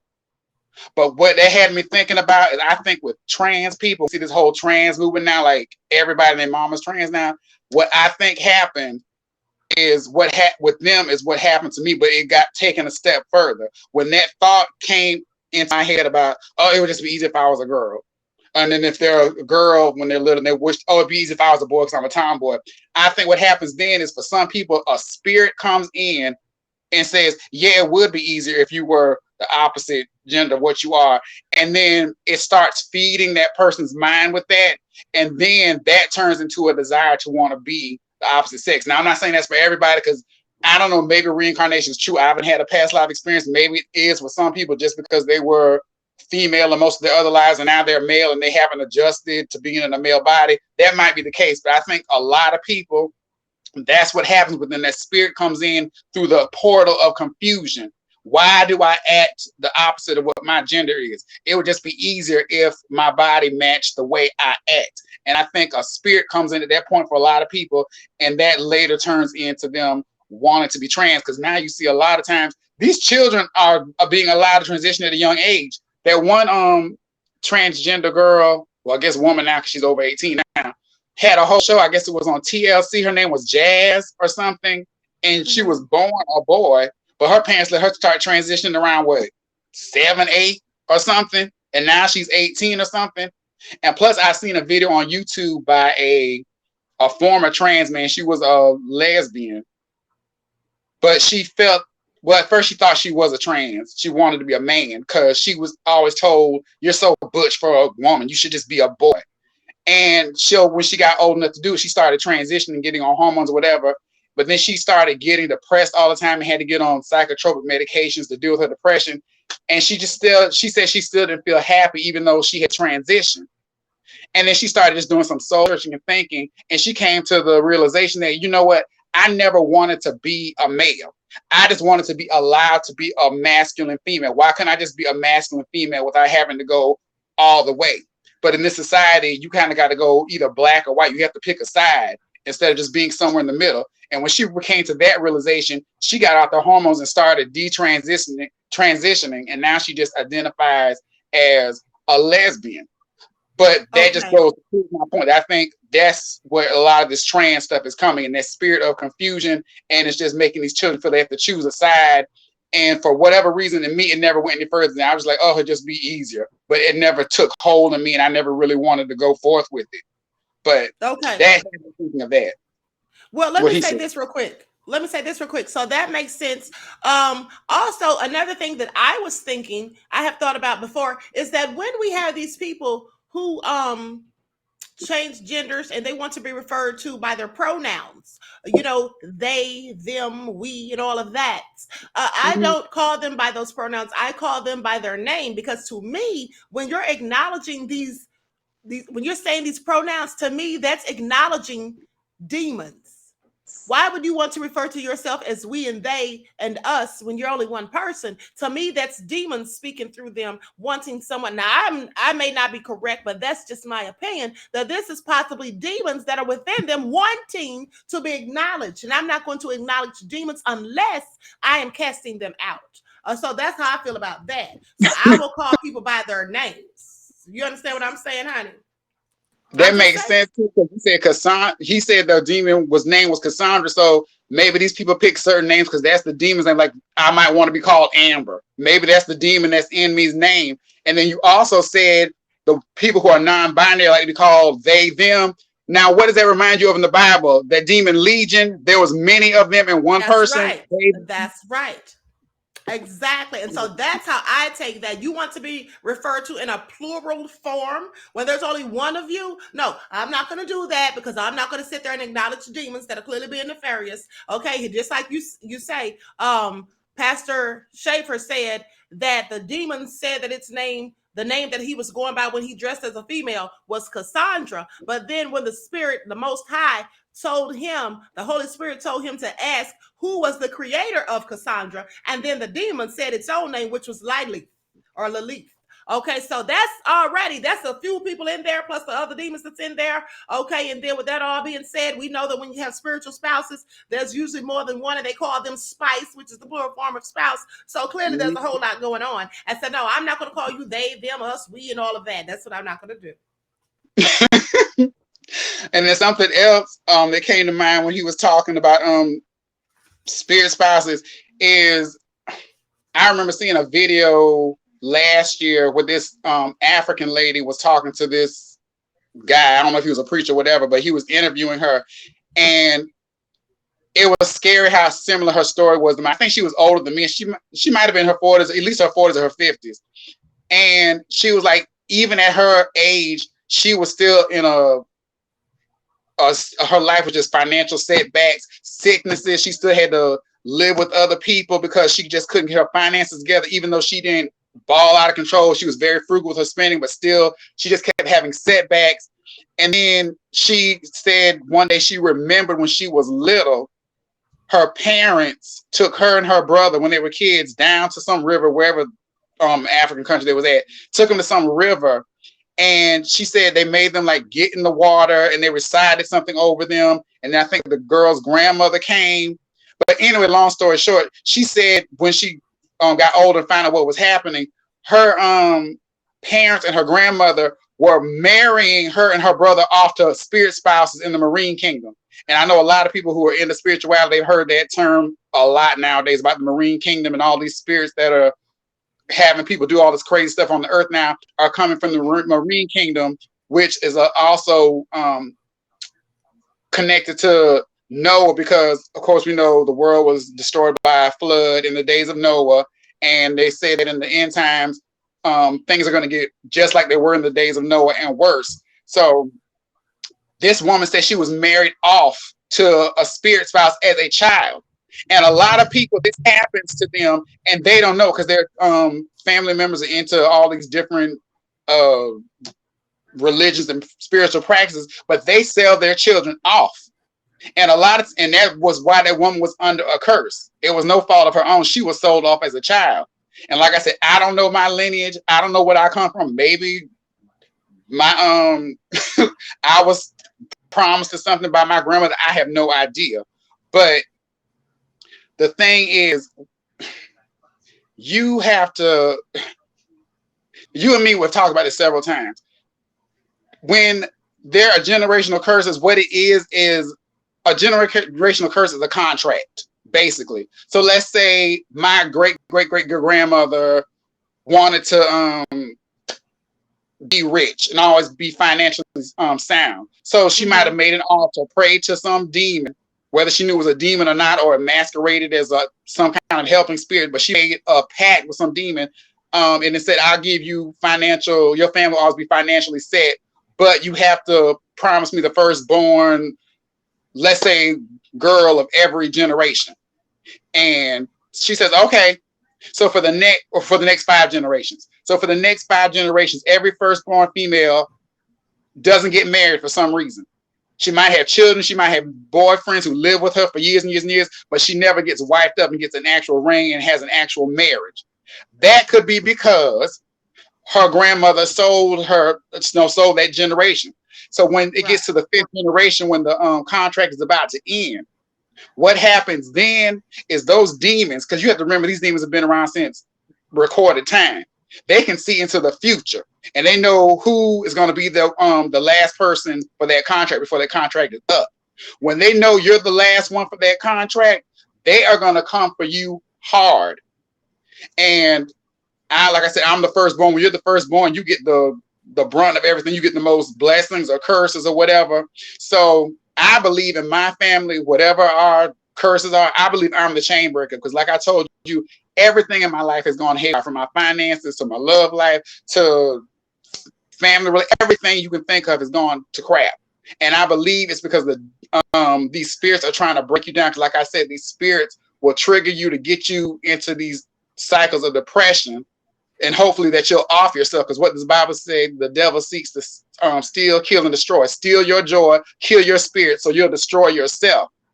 And when you are the one that's going to break that chain, they can't have that, because that means if you are able to break free, that means your family is going to be free from that point on, and they're not going to be eating good in the hood no more. They're going to have to find a whole nother person, a host, to start feeding off of. And they don't want to do that because they've been with you and your family for ages. It's simple just to keep what they already have. Like they say, it's cheaper to keep her than they have to go find a new source.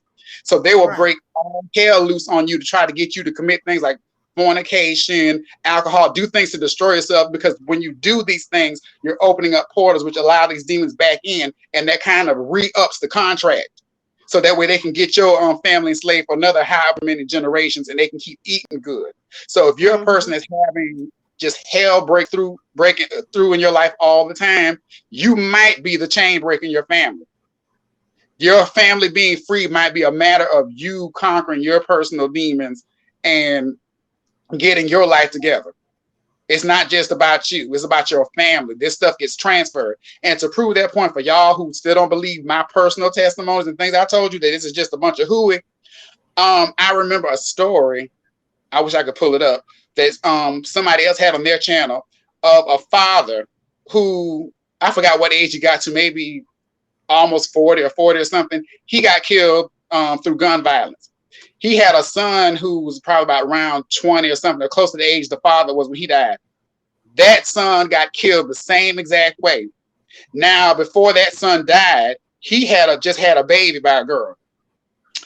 That after he died, the baby was with the mother, and I guess the girl had in the bed with her one night, and she messed around and rolled over on the baby while she was sleeping, and woke up, and the baby had suffocated to death. All three of them generations wiped out. You mean to tell me that's a coincidence? These spirits know your lineage, and they try to destroy you before you can wake up to these spiritual things in your life.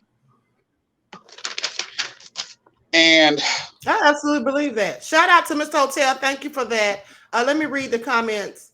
Miss Hotel said, let's lift our brother up and send him all the love, hugs, and positivity that his heart can stand. You will defeat this. The Most High said so. Absolutely. Thank you, beloved, for your kind and generous words and for your contribution to the channel. Peace, love, and blessings to you. Okay, go ahead, Dominique. Yes, absolutely. Well, just like Pastor Shaver said, that woman came to him saying, you know, I can't find nobody to help me with this. Who do I go to? And I'm going to try not to go off. But this is where I get mad as hell with the church in general. But since I'm a black person and that's the kind of church I grew up, the black church, I'm going to speak specifically to the black church. We got all these pulpit pimps playing these congregations for their money, preaching these messages of prosperity, and because they're not teaching what we need to hear. They're teaching us stuff to make us feel good, not stuff that's going to set us free. And the truth is very rarely comfortable or pretty. We need to be getting taught what's going to set us free. Now, Jesus said in the Bible, I told you I was going to refer to the Bible, that when the Holy Spirit comes, and you can tell who a believer is by, I think it's 5 things. And okay, let me see, Mark 16 verses 15 through 20.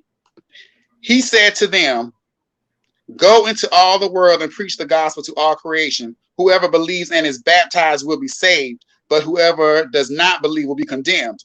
And these signs will accompany those who believe. 1, in my name they will drive out demons. 2, they will speak in new tongues. 3, they will pick up snakes with their hands. 4, and when they drink deadly poison, it will not hurt them at all. And 5, they will place their hands on sick people and they will get well. Now, I'm in my 40s. In all of my life and all the black churches I've been in, I have never seen one pastor, anybody in church cast out a demon. I've never seen anybody, I've seen people lay hands on people. I've never seen nobody actually get well. I've seen plenty of people speak tongues, but nobody knew what the heck what they were saying. I've now some Pentecostal people, they're the ones that actually, pick up snakes and stuff. I've never seen any of that happen. But my point is, these supposed pastors, these shepherds of our church are leading the flocks right over the cliff into damnation because nobody is preaching about this stuff. We're not going to get free until people start preaching about these spirits. And a lot of people going to the hospital for things, people going to the crazy house, talking to the psychiatrist. A lot of these things could be avoided. People wouldn't have to get on medication for physical ailments or psychiatric ailments if the people in the church, these pastors, were doing what they were supposed to be doing and casting out demons and healing sick people. That's what Jesus said a believer will really be able to do. But how many, I can't see the chat, but I want y'all all in the chat, if you have actually seen somebody literally get a demon cast out of them or healed, put a 1 in the chat, because I've never seen it. These pastors are sleeping on the job. Nobody is teaching this stuff. Like aside from Pastor Shafer, which I discovered a little bit before Ahmadiyyah did, and maybe 3 other pastors I know of. 1 is dead. Pastor Stephen Darby. Some of y'all might know him, but if you don't, look him up. He's on YouTube. His videos are. There's nobody you can go to for this. And when you're going through all of these things and you don't know what's causing, you don't have anybody to talk to, the church has failed you. And if you don't have any, and that's why a lot of people are deleting themselves. They're giving into these different addictions and things because they don't have anybody to go to, because they don't, first of all, they're having the concerns of what's going on themselves. They don't understand the spiritual stuff. They don't think anybody's going to believe them. They know the church doesn't preach this stuff. Who are they supposed to go to? These pastors are sleeping on the job because none of them are doing anything of those things I just read in those verses. Nobody's getting healed in the churches. It's supposed to be a hospital for the sick. Nobody's getting demons cast out because they're telling you, oh, it's just something in your head, or it's just you have a lust problem, or you have a self-control problem. It's spirits behind all of this stuff. And these pastors are not teaching this. I absolutely agree with that. I will say this: my uncle Dave, who lives in Port St. Lucie, he does cast out demons. I haven't been there when he personally has done it, but my oldest son was there. He went to stay with him for the summer. I've actually gone to church to his church when I was there, but this was years ago. But my oldest son, said that he was at a service when Uncle Dave cast out these demons. He's serious about it.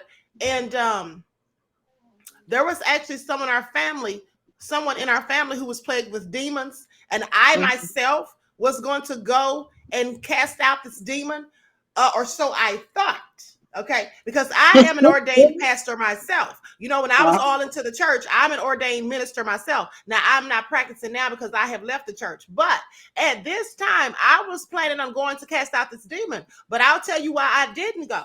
Because I had a dream the night before I was supposed to leave that I was there visiting this person because they lived out of state. And I was there visiting them in the dream, and me and this person went into the bathroom to do our makeup because we're about to go somewhere, and their demon manifested and it attacked me.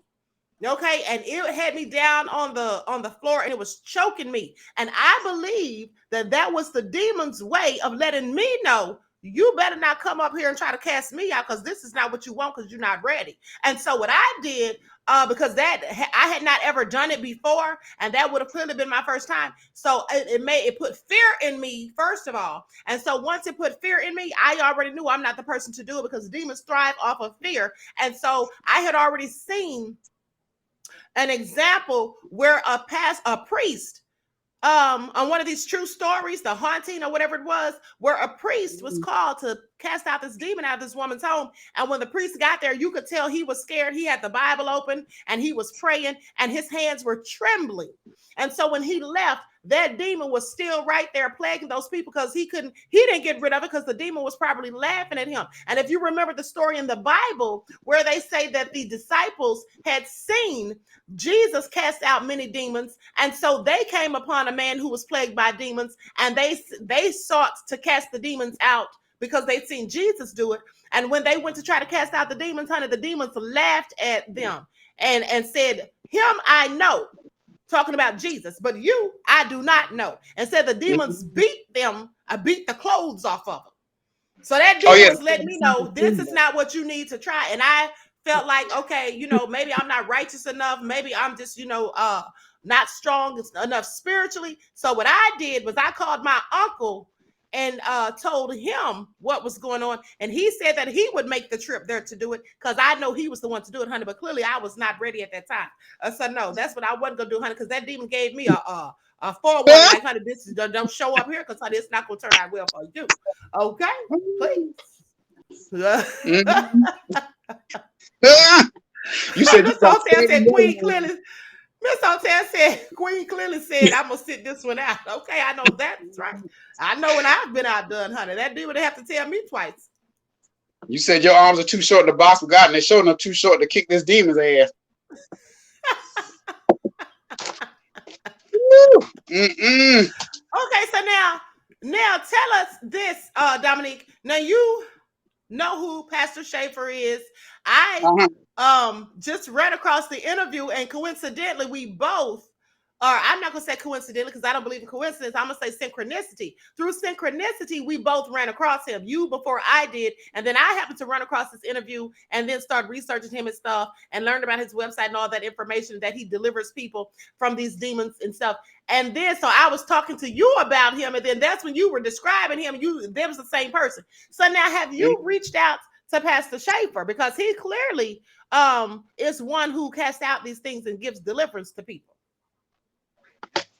I surely did. I called and left a message on the little hotline number they had on his site, and I sent an email. So they sent an email back saying somebody would get to me soon, and I guess that was 2 weeks ago.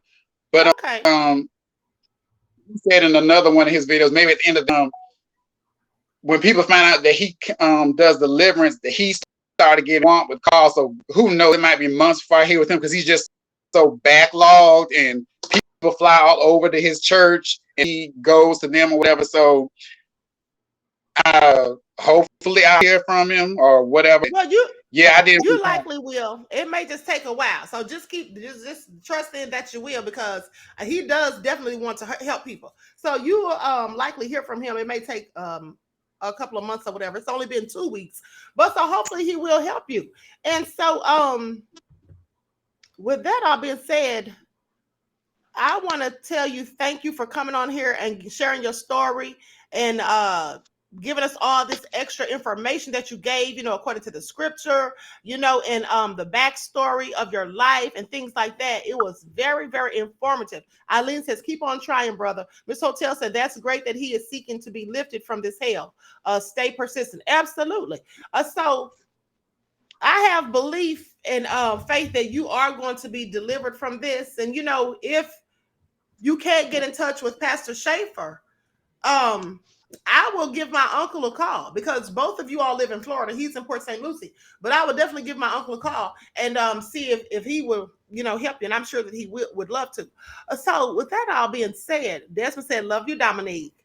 Okay. So with that all being said, I'm going to go ahead and conclude this broadcast. Curly Girl said, thank you, Queen and Dominique. We appreciate you. Well, thank you, beloved. Thank you all for tuning in. So with that all being said, everyone, please make sure that you like and share the video. Please like and share the video. And maybe I will upload this video next week for people who are non-members of the channel to see. But I wanted to make sure that you all got this exclusive and that you all got this information first. Eileen said, I love you, brother. And so I wanted to make sure that you all got this information first. This is a very important topic. A lot of people don't understand or know about these spirit spouses. They don't know about, why they're being plagued by things, or what to do, or how to seek help and guidance to get rid of it and deliverance from it. And so this was very informative. Claudette is very, very informative. Thank you. Ms. Bliss said this broadcast was amazing. I thank you all. Thank you, beloved. Okay, so do you have any final words you would like to say before I close out, Dominique? Well, we definitely gonna do a part 2, because honey, I have more to get to, but I just want to say that just if you can't get to somebody who can help you, just pray that the Most High will reveal to you, whether it's through a dream or it's through a word from somebody else. Because something that my friend, me and him were talking, and he's actually a preacher. We were talking a couple of weeks ago, and somehow we got on that verse about entertaining angels unaware, and he was like, what the word angel actually means? And I'm like, yeah, messenger, because a lot of people just think wings and something that came from the sky above and supernatural. But if you just take it as the base of the word messenger, you and your angel, because the Bible says you might entertain angels unaware. And in the book on what book is that? Genesis, where those angels came to Sodom and Gomorrah and they looked just like men or whatever. But he was saying, an angel can be the old lady at the bus stop. Anybody who has a word for you, a message, i.e. messenger, what angel means, that could be your angel. Just like, in those shows, Undercover Boss, the people think they're just an employee like them, so they start talking crap to them, whatever, and then they find out, oop, you was the boss. You never know who could give you a word to set you free. All it takes is one word, because it's about the renewing of your mind. A lot of times, if you just change your perspective, that can be the freedom you need, instead of thinking your situation is going to change, but how you look at it. But don't discount people who, just because you think, oh, they don't know nothing about this, or what can he tell me? because you might think they're not qualified or they're not in their field, but you never know who your messenger is. But I'll just say, ask for guidance. Just ask the Most High to reveal what's going on with you. Because like me, I don't have my biological family to look forward to, so I have to figure a lot of this stuff on my own, and it gets, it's depressing trying to figure out all this stuff. But ask for guidance and just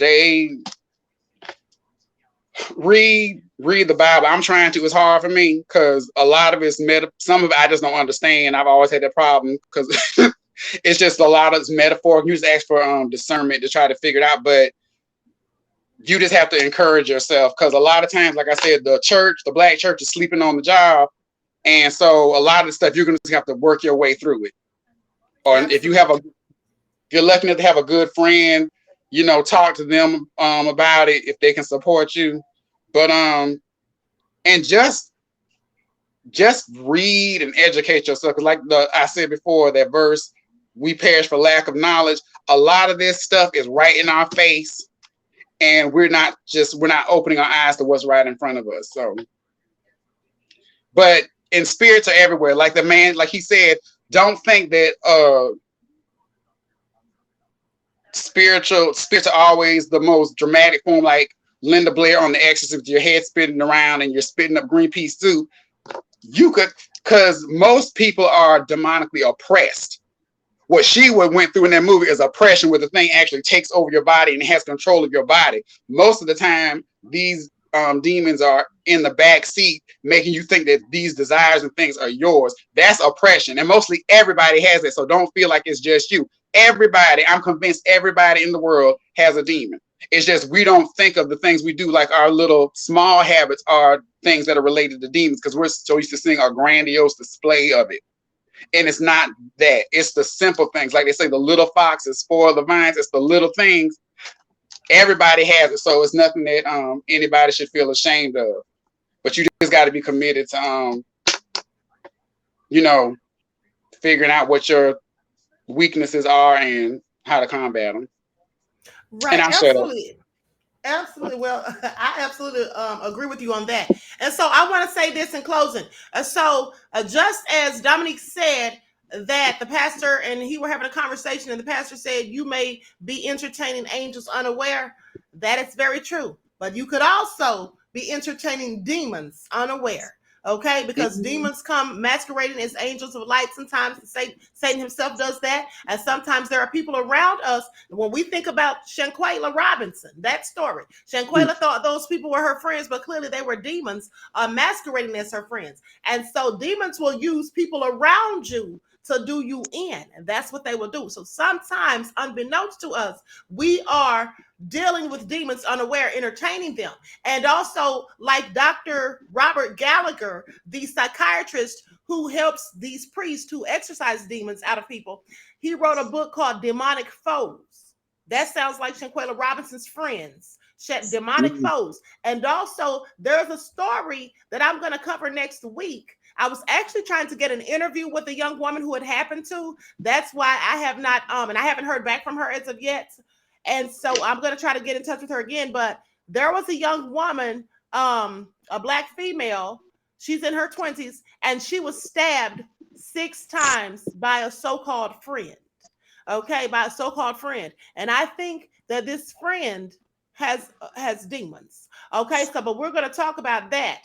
When I was trying to reach out to her, she was actually still in the hospital. She was supposed to be released in a few days, I do believe. But anyway, she's lucky to be alive. Okay, so with that all being said, everyone please like and share. I want to thank you all for tuning in. I want to thank Dominique Devereaux for coming on here and sharing your story with us. And with that all being said, everyone enjoy the rest of this night. Enjoy your strong end, not the weekend. And each one teach one. That's how we grow and thrive. Do something productive, constructive, but never destructive. And always remember, beloveds, to keep the Most High first in your lives. Peace.